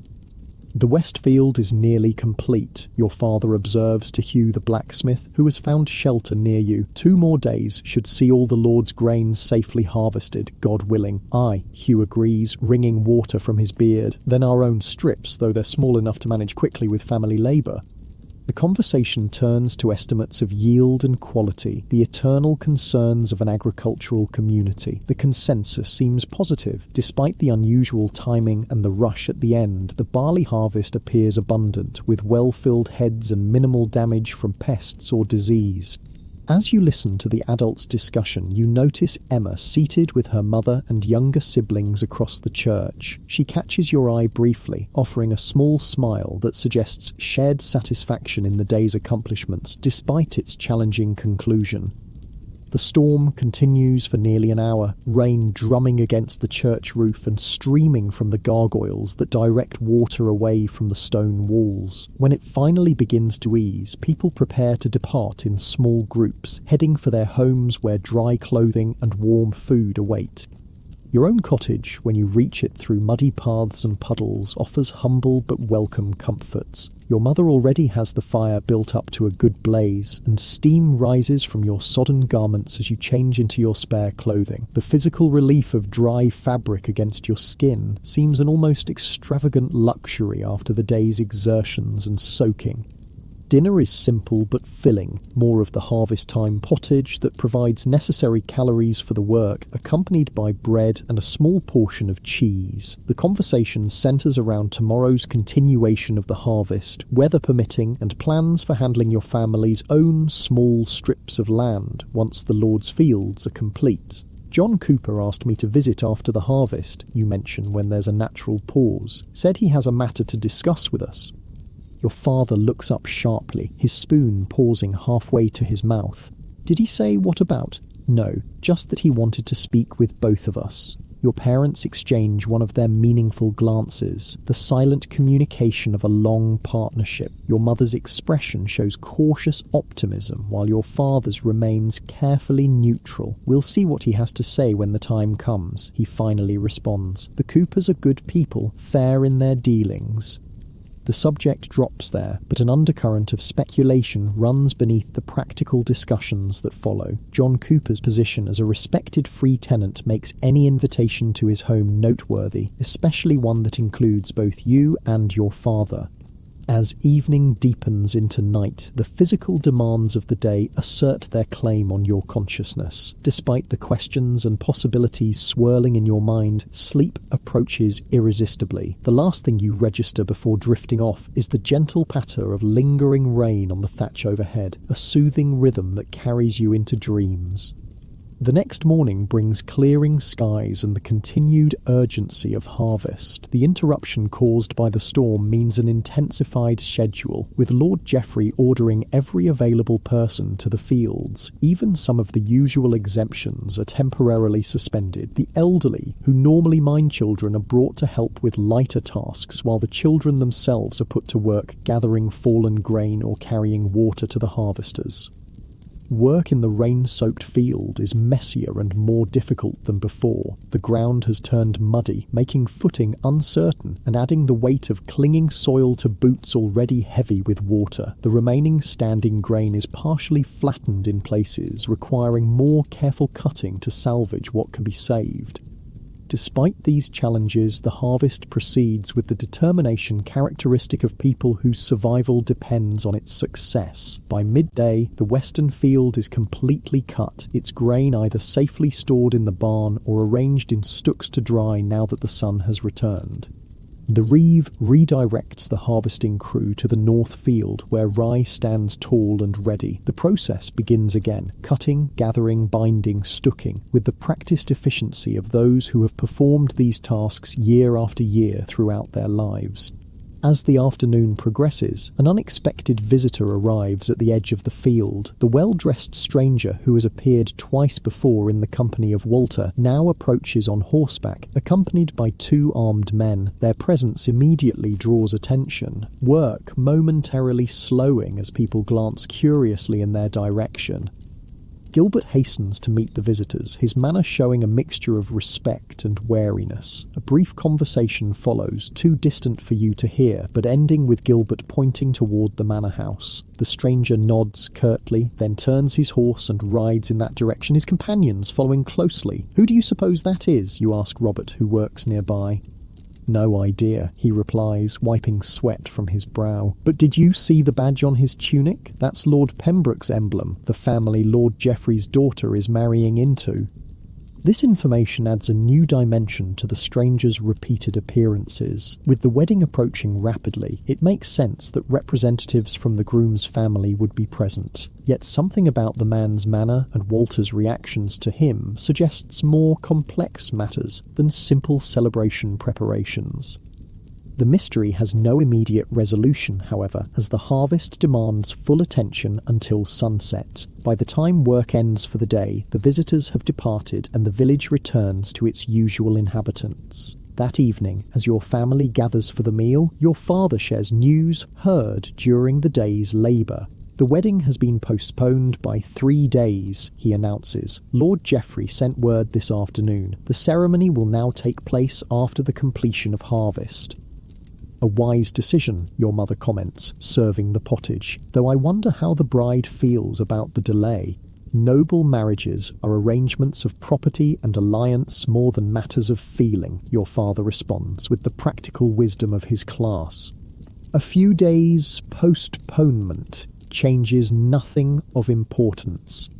For the common folk of the village, the delay means a brief respite from the dual pressures of harvest and wedding preparations. The focus can remain singularly on gathering the crops while weather permits, with celebration duties to follow afterward. Later, as darkness settles over the village and your family prepares for sleep, a knock sounds at the cottage door. An unusual occurrence at this hour. Your father answers cautiously, then steps back to admit Father Matthew, whose presence at this time suggests matters of significance. "Forgive the late intrusion," the priest says, declining the offered seat with a small gesture. "I bring word from the manor. Lord Geoffrey requests additional workers for a special harvest tomorrow, the new wheat field near the river that was planted as an experiment in spring." This request represents an additional burden beyond the already strenuous harvest schedule, but refusal is not a realistic option. Your father nods his understanding. "How many workers?" "One strong person from each household," Father Matthew replies. "Those with special skills in reaping are particularly requested." Your father glances toward you, consideration in his expression. You're young, but have demonstrated good technique with the sickle during the current harvest. After a moment, he turns back to the priest. "Thomas will go. He has a steady hand and works carefully." Father Matthew nods approval. "Good. The work begins at first light. At the river field, the steward will direct operations." He departs shortly afterward, continuing his rounds to other households with the same message. Being selected for this special harvest carries both honour and burden. The experimental wheat field represents Lord Geoffrey's interest in agricultural innovation, a small plot planted with new seed obtained at considerable expense from a merchant with continental connections. Its success or failure could influence future planting decisions for the entire manor. "You must take particular care tomorrow," your father advises as you check your sickle one final time before sleep. "This wheat is precious to the Lord. Cut clean and low and handle the sheaves gently." "I will," you promise, understanding the responsibility being placed on you. "Should I take our best sickle?" He nods, handing you the tool with the newest blade, a valuable item in your household's limited collection of metal implements. "Sharpen it again in the morning before you leave." That night, your sleep is lighter than usual, your mind processing the day's events and preparing for tomorrow's special task. Dreams come in fragments, fields of golden grain, John Cooper's cryptic invitation, the stranger with Lord Pembroke's badge, Walter's furtive behaviour. All these elements swirl together, creating a sense of standing at some undefined crossroads where decisions yet unmade will shape the path ahead. Dawn arrives with clear skies, favourable weather for the special harvest. You rise quietly, careful not to disturb your still sleeping brothers, and sharpen the sickle as instructed. The blade gleams in the early light as you test its edge with careful fingers, finding it satisfyingly keen. Breakfast is solitary, a piece of bread and a small cup of ale. Before you set out for the river field, the morning air feels crisp against your face, carrying the particular scent that marks the transition from summer to early autumn. Though the sun still holds warmth, there's a subtle change in quality, a reminder that the season is turning inexorably toward harvest's end and the preparations for winter that will follow. As you walk the path beside the meandering river, your mind turns again to John Cooper's invitation and what it might signify. Could it relate to Emma, to some opportunity for work or advancement? The possibilities are both exciting and slightly intimidating, representing potential changes to the stable pattern of your existence. The river field comes into view around a bend in the path, a modest plot of land reclaimed from what was once scrubby woodland, and there, standing at its edge directing the gathering workers, is Walter the steward, his face set in its usual stern lines. Whatever mysterious activities have occupied him recently, today he is simply performing his official duties, organising the special harvest that will determine the success of Lord Geoffrey's agricultural experiment. As you take your place among the selected reapers, the familiar rhythm of harvest work beckons once more. The weight of the sickle in your hand, the golden grain waiting to be cut, the community of labourers united in purpose despite differences in status and circumstance. This is the enduring reality of your life as a serf in medieval England, bound to the land and to the seasonal cycle of growth and harvest that has sustained humanity since time immemorial. The special wheat harvest begins with unusual ceremony. Walter gathers the selected workers in a semicircle at the field's edge, his voice more formal than usual as he explains the importance of the task. This wheat comes from seeds brought from lands far to the east, he tells the assembled harvesters. It ripens earlier and may yield more grain than our traditional varieties. Lord Geoffrey has invested considerable wealth in this experiment. The success or failure of today's harvest will determine whether these new seeds are planted more widely next spring. You study the standing wheat with fresh interest. To your eye, it appears similar to the familiar crops you've harvested before, golden stalks topped with seed heads nodding gently in the morning breeze. But apparently, this ordinary-looking grain represents something potentially valuable for the entire manor's future. Each reaper will take a section 10 paces wide, Walter continues, gesturing to the field. Cut carefully, close to the ground. We must save every grain for assessment. The steward assigns positions, placing you near the centre of the field where the wheat appears particularly thick and healthy. Pride mingles with nervousness as you realise you've been given one of the more important sections, a recognition of your demonstrated skill during the main harvest. As you take your place and prepare to begin cutting, you notice that Walter himself will be overseeing the work directly rather than delegating to the reeve as is usual. His attention seems especially focused on recording the yield, with a clerk from the manor house standing ready with parchment and quill to note the number of sheaves gathered from each section. The harvesting begins on Walter's signal, a dozen sickles flashing in the morning sun as they swing through the golden stalks. You concentrate fully on your technique, making each cut clean and precise. The familiar rhythm establishes itself quickly. Grasp, swing, cut, place, step forward and repeat. But you maintain greater care than usual, ensuring that no stalks are broken unnecessarily and no grain is lost to careless handling. The experimental wheat seems to cut differently than the barley and rye you've harvested in previous days. The stalks are somehow both stronger and more supple, requiring a slightly adjusted technique. You adapt quickly, finding the proper angle and pressure that yields the cleanest cut.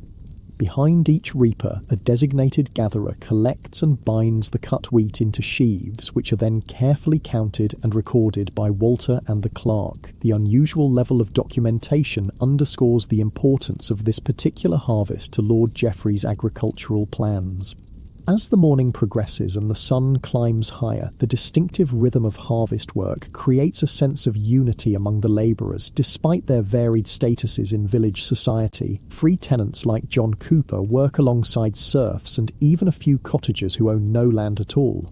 In the fundamental task of gathering food, social distinctions temporarily recede, replaced by the shared purpose of securing the community's sustenance. During a brief water break, you overhear a conversation between Walter and the clerk that catches your attention. Lord Pembroke's man was most insistent, the clerk says quietly. The payment must be delivered before the wedding, not after as originally agreed. Walter's response is too low to hear clearly, but his expression shows clear displeasure. The clerk persists. The arrangement was clear from the beginning. Half before, half after. Changing terms now risks. The steward cuts him off with a sharp gesture, suddenly aware of potential listeners nearby. His eyes scan the harvesters, briefly meeting yours before you carefully look away, focusing intently on adjusting the binding of your sickle as though it requires urgent attention. The mysterious exchange adds another piece to the puzzle of Walter's furtive behaviour and the repeated appearances of Lord Pembroke's representative. Some financial arrangement exists between the families beyond the normal dowry negotiations for a noble marriage, something requiring secret meetings and hidden payments that may now be causing tension. The implication feels dangerous, knowledge of matters far above your station that could bring unwelcome attention if Walter suspects you've overheard or understood too much. You return to your harvesting with renewed focus, deliberately avoiding any appearance of interest in the steward's activities. By midday, the special harvest is nearly complete, the experimental wheat field reduced to neat rows of stubble with carefully counted sheaves arranged for transport to the manor's threshing floor. The yield appears excellent to your experienced eye, full heads with plump grain that suggests Lord Geoffrey's investment may indeed prove worthwhile. Walter seems pleased as well, his stern countenance relaxing slightly as he reviews the tally with the clerk. "Better than expected," you overhear him comment. "The Lord will be satisfied with this result." As the final sheaves are loaded onto carts for transport, Walter addresses the harvesters once more. "Lord Geoffrey recognises your careful work today," he announces. "Each household represented will receive an extra loaf from the manor's bakehouse this evening, and a jug of ale." This unexpected generosity, modest though it is, raises approving murmurs among the workers. Such tangible recognition of service is rare and therefore particularly appreciated. It suggests that the experimental wheat harvest has indeed been successful, perhaps exceeding Lord Geoffrey's expectations. With the special harvest complete before midday, you're directed to rejoin the main harvesting crew in the north field for the afternoon. The regular rhythm of the larger harvest resumes, though your arms and back already feel the strain of the morning's careful work. The day stretches long, the sun beating down as rye falls to the sickles in swath after swath. By the time the work ends at dusk, every muscle in your body aches with familiar harvest time weariness, but there's also satisfaction in the visible progress. Field after field, transformed from standing grain to orderly stooks and filled barns. The fundamental work of securing food for the coming year advances steadily despite complications of weather and timing. The promised reward from Lord Geoffrey awaits when you return to the village, a fresh loaf of fine white bread made with flour from the manor's store rather than the coarser grain that forms your usual fare, and a clay jug of ale stronger and clearer than the homemade variety. These small luxuries make the evening meal particularly satisfying, a welcome recognition of your contribution to the special harvest. As your family gathers around the fire, enjoying the unexpected bounty, your father shares news heard during the afternoon's work. "The main harvest should be complete in 3 more days if the weather holds," he reports. "Then a single day for the Lord's wedding celebration, and we can turn to our own strips." "Will there be enough time before the rains come?" your mother asks, the practical concern of a farmer's wife who knows how quickly autumn weather can turn. Your father nods confidently. "Our plots are small enough to manage quickly once we can give them full attention, and John Cooper has offered the use of his spare sickle for Will, so we'll have 3 cutting at once." This mention of John Cooper reminds you of the pending invitation to visit his cottage after the harvest. "Do you think he'll still want to speak with us, given how busy everyone will be with their own harvesting?" you ask. "If John Cooper says he wishes to speak, he means it," your father answers. "The man doesn't make idle invitations." The subject drops there, but remains present in the undercurrents of family conversation throughout the evening. Whatever John Cooper wishes to discuss, it clearly holds enough importance to occupy your parents' thoughts despite the pressing concerns of harvest time.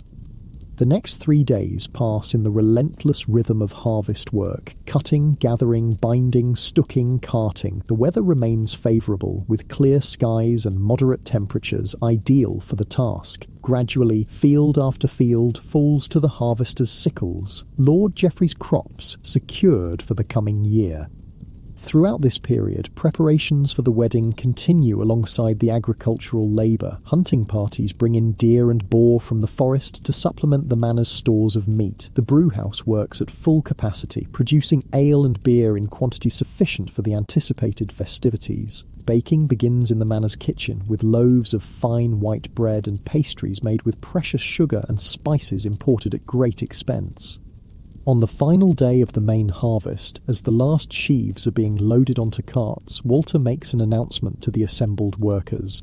Lord Geoffrey extends his thanks for your diligent service, the steward declares. The harvest has been bountiful and the granaries are well filled. Tomorrow all are invited to attend the wedding celebration of Lady Eleanor to Sir William of Pembroke. Following the ceremony, in the church, there will be feasting on the village green with meat and ale provided by the Lord's generosity. This news is received with genuine enthusiasm, despite the exhaustion of harvest work. A noble wedding represents a rare opportunity for communal celebration and better food than most villagers see from one season to the next. Even those too tired to fully appreciate the prospect of dancing and games can look forward to the feast itself. That evening, as your family prepares for sleep, there's an air of anticipation that temporarily overshadows the bone-deep weariness of harvest labour. Your mother inspects your better tunic, making a few quick repairs to ensure it's suitable for the important occasion. Your younger siblings chatter excitedly about the promised treats and entertainments, their imaginations fired by stories of previous celebrations from older villagers.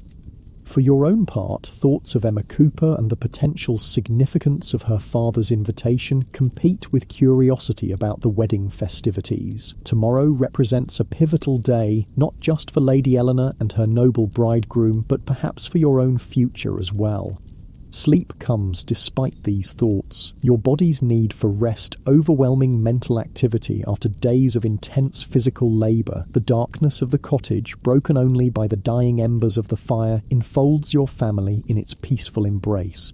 Wedding day dawns bright and clear, as though the weather itself acknowledges the importance of the occasion. The church bells begin ringing earlier than usual, calling the villagers not to work but to celebration. There's a different energy in the air, a collective release of tension after the crucial harvest period, combined with the special excitement of witnessing an event that will be remembered and discussed for years to come. Your family dresses in their best clothing, simple garments compared to what will be worn by the nobility, but clean and carefully maintained for such occasions. Your father wears a tunic of undyed wool that your mother woven herself, while she has added a colourful, embroidered band to the neckline of her own best dress. Your brothers have been scrubbed until their faces shine, and even little Mary wears a small flower crown that your mother wove from late-blooming daisies.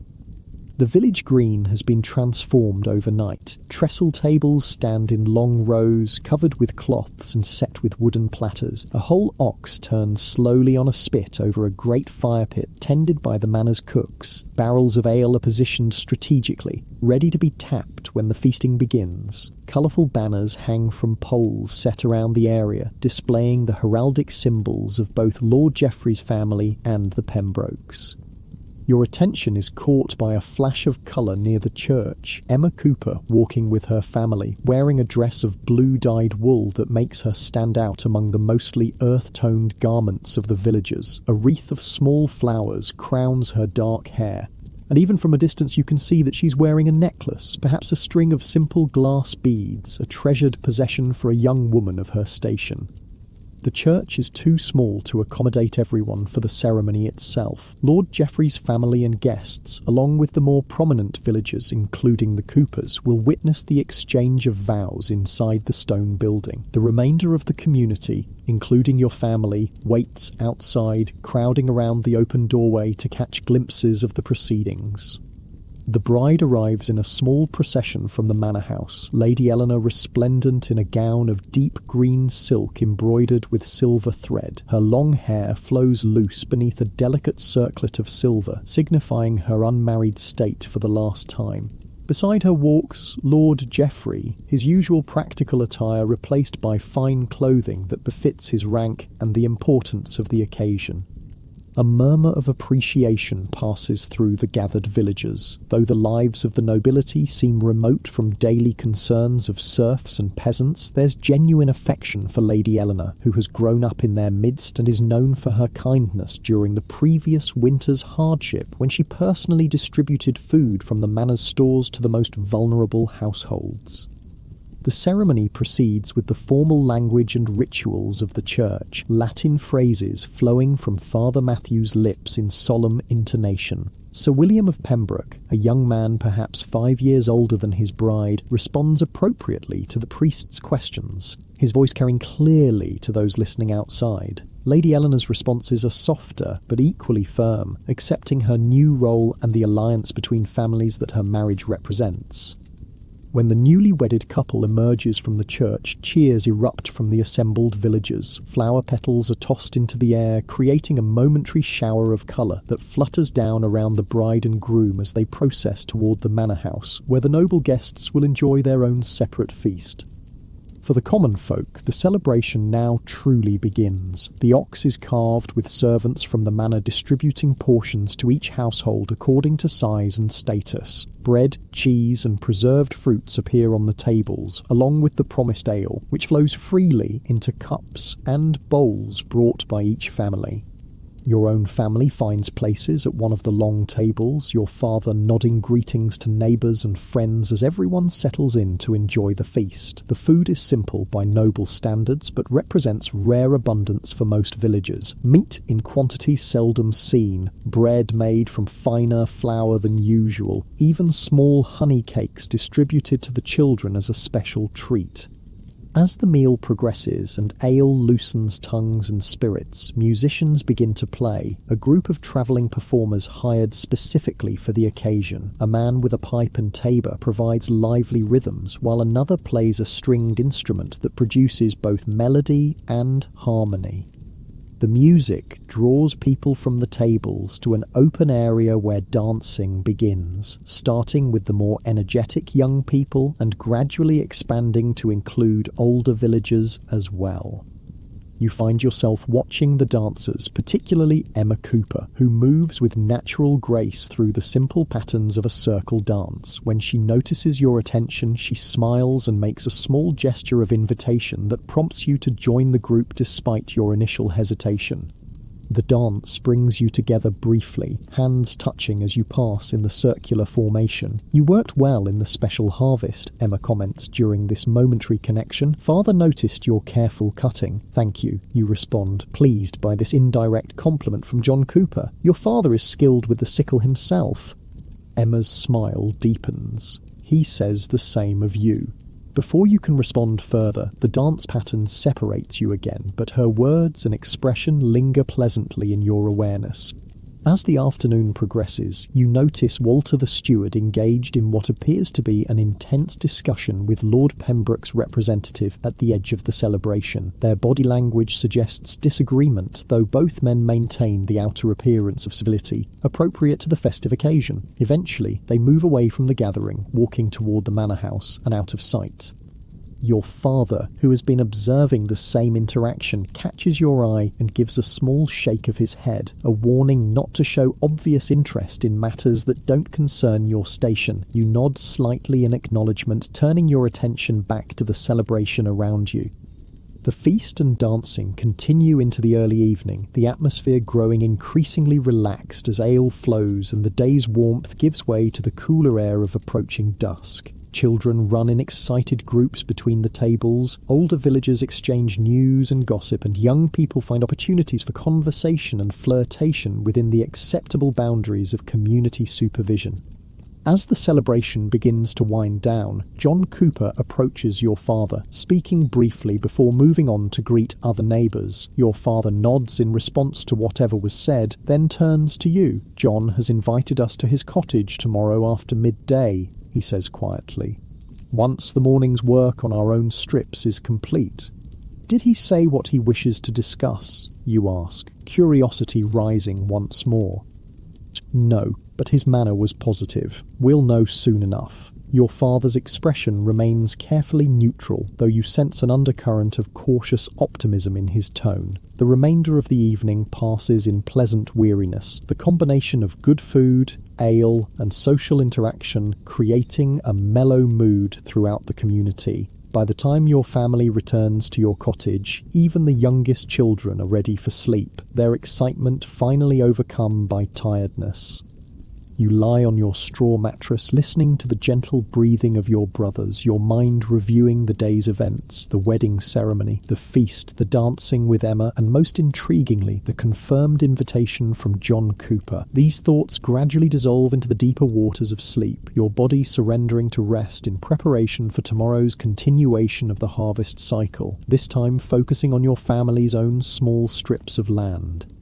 Morning comes with the familiar pattern of awakening, eating a simple breakfast and preparing for field work, but there's a different quality to the day, the satisfaction of turning attention to your family's own crops after fulfilling obligations to the manor, combined with anticipation of the afternoon's mysterious meeting with John Cooper.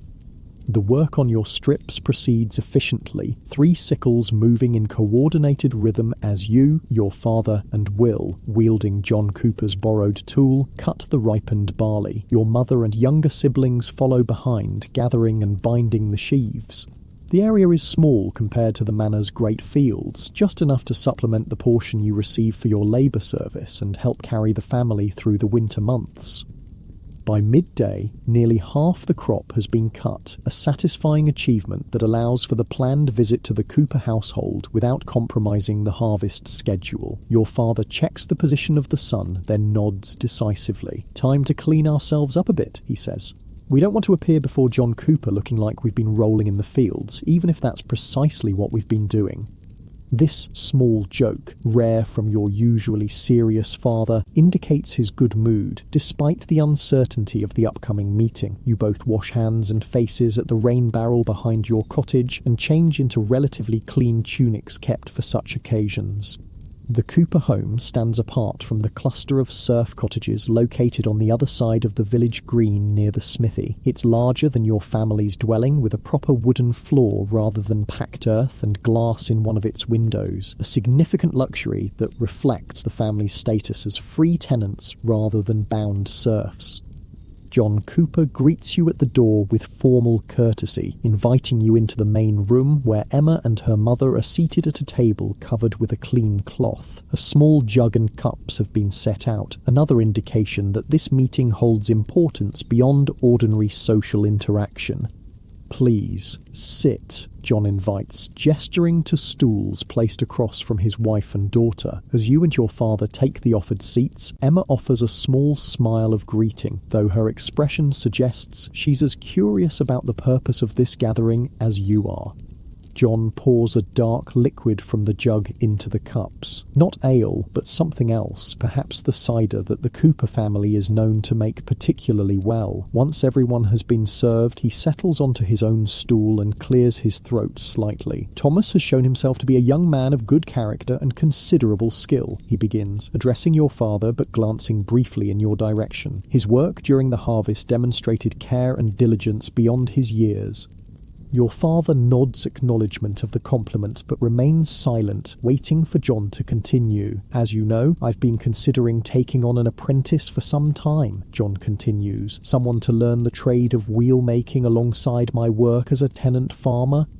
This revelation causes a small surge of excitement within you. John Cooper's skill in crafting wheels for carts and wagons is well known in the area, providing him with income beyond what his farming produces. The ability to make and repair wheels represents a valuable trade, one that could potentially offer a pathway to greater prosperity and perhaps even freedom from the bonds of serfdom.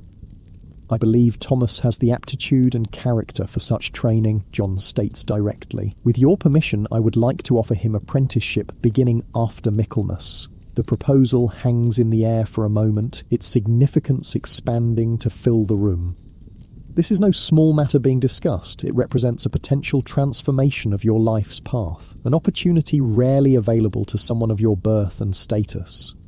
Your father considers carefully before responding. "This is a generous offer, John, and one that honours our family. But I must ask, what terms do you propose for this apprenticeship?" The question addresses the practical reality that underlies the opportunity. Apprenticeships typically involve specific arrangements regarding duration, living arrangements, and eventual compensation. 3 years of training, John replies promptly, having clearly thought through his proposal. Thomas would continue to live with your family, but work with me 3 days each week. He would still be available to help with your land and fulfill his obligations to the manor. In exchange for his labour and assistance in my workshop, I will teach him the craft completely, holding nothing back. And after the 3 years, your father asks? If he proves capable, as I believe he will, Thomas would be free to practice the trade himself, with my blessing and support in establishing his own work. John glances at you directly. A skilled wheelwright can command good payment for his services, enough to eventually purchase freedom from serfdom should that be desired.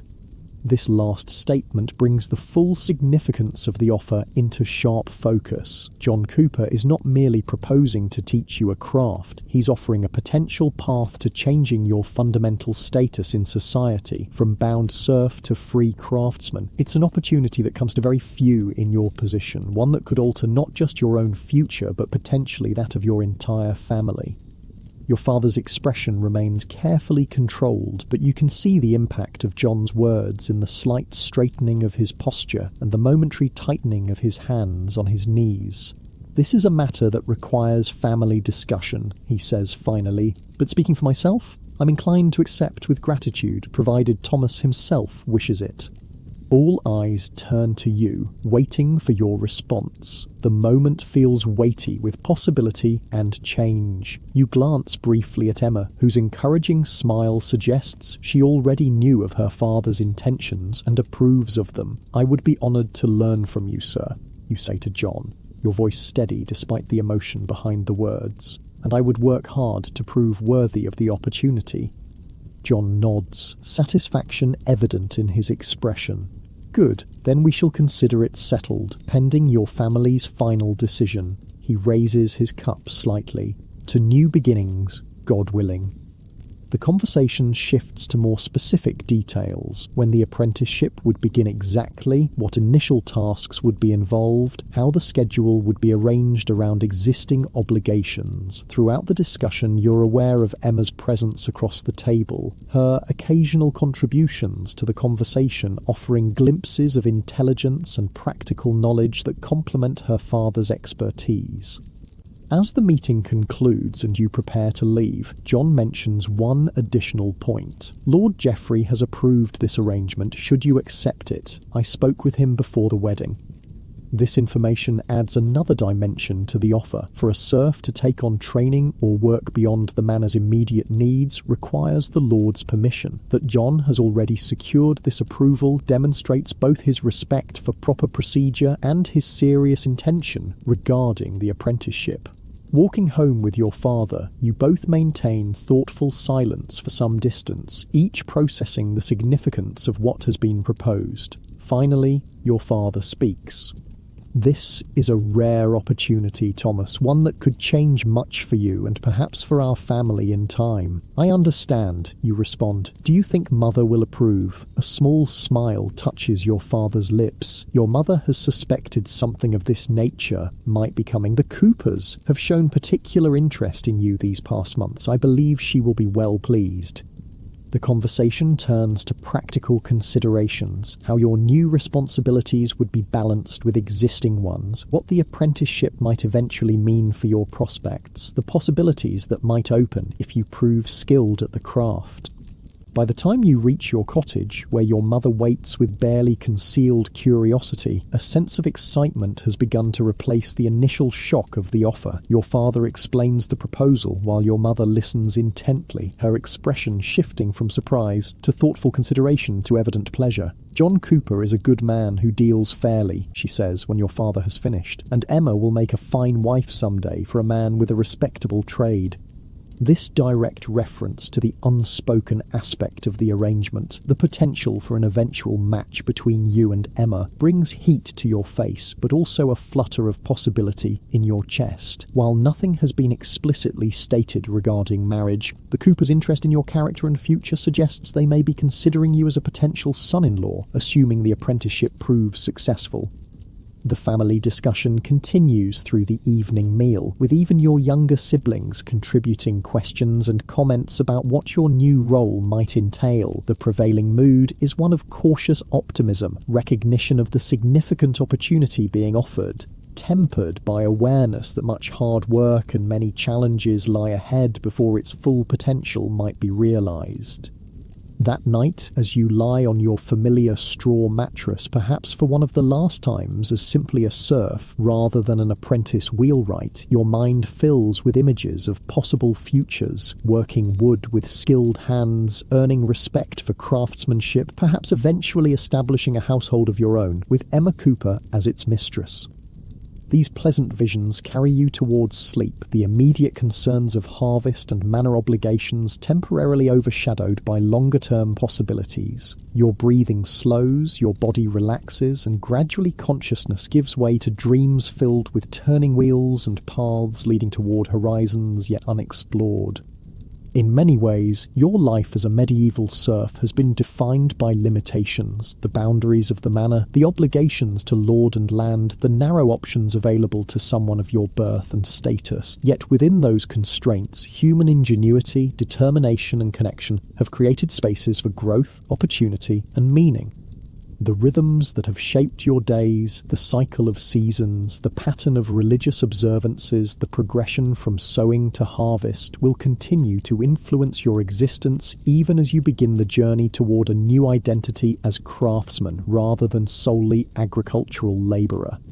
The fundamental relationships that have sustained you, family bonds, community ties, the reciprocal obligations between different social levels will remain important even as your place within them potentially shifts.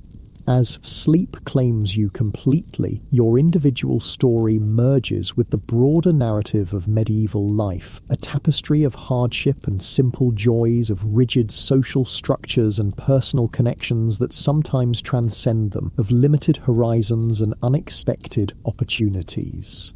Your experience as a young serf at this pivotal moment echoes countless similar lives lived centuries ago, each unique in its particulars yet sharing the universal human quest for security, purpose, and connection. The medieval world, for all its differences from our own, contained the same essential human elements: work and rest, struggle and celebration, constraint and possibility. In understanding the texture of daily life in that distant time, we glimpse not only the differences that separate us from our ancestors, but also the commonalities that bind us to them across the centuries. As darkness enfolds the sleeping village, the stars wheel slowly overhead, marking the passage of time in rhythms that would be familiar to eyes from any era. Tomorrow will bring another day of harvest work, the next step in the ancient cycle of growth and gathering that has sustained humanity since we first learned to cultivate the earth. And for you, it will bring the continuation of a personal journey that, while shaped by the specific conditions of medieval serfdom, reflects the universal human experience of finding one's path within the circumstances life provides. Sleep now, and dream of wheels turning toward new horizons.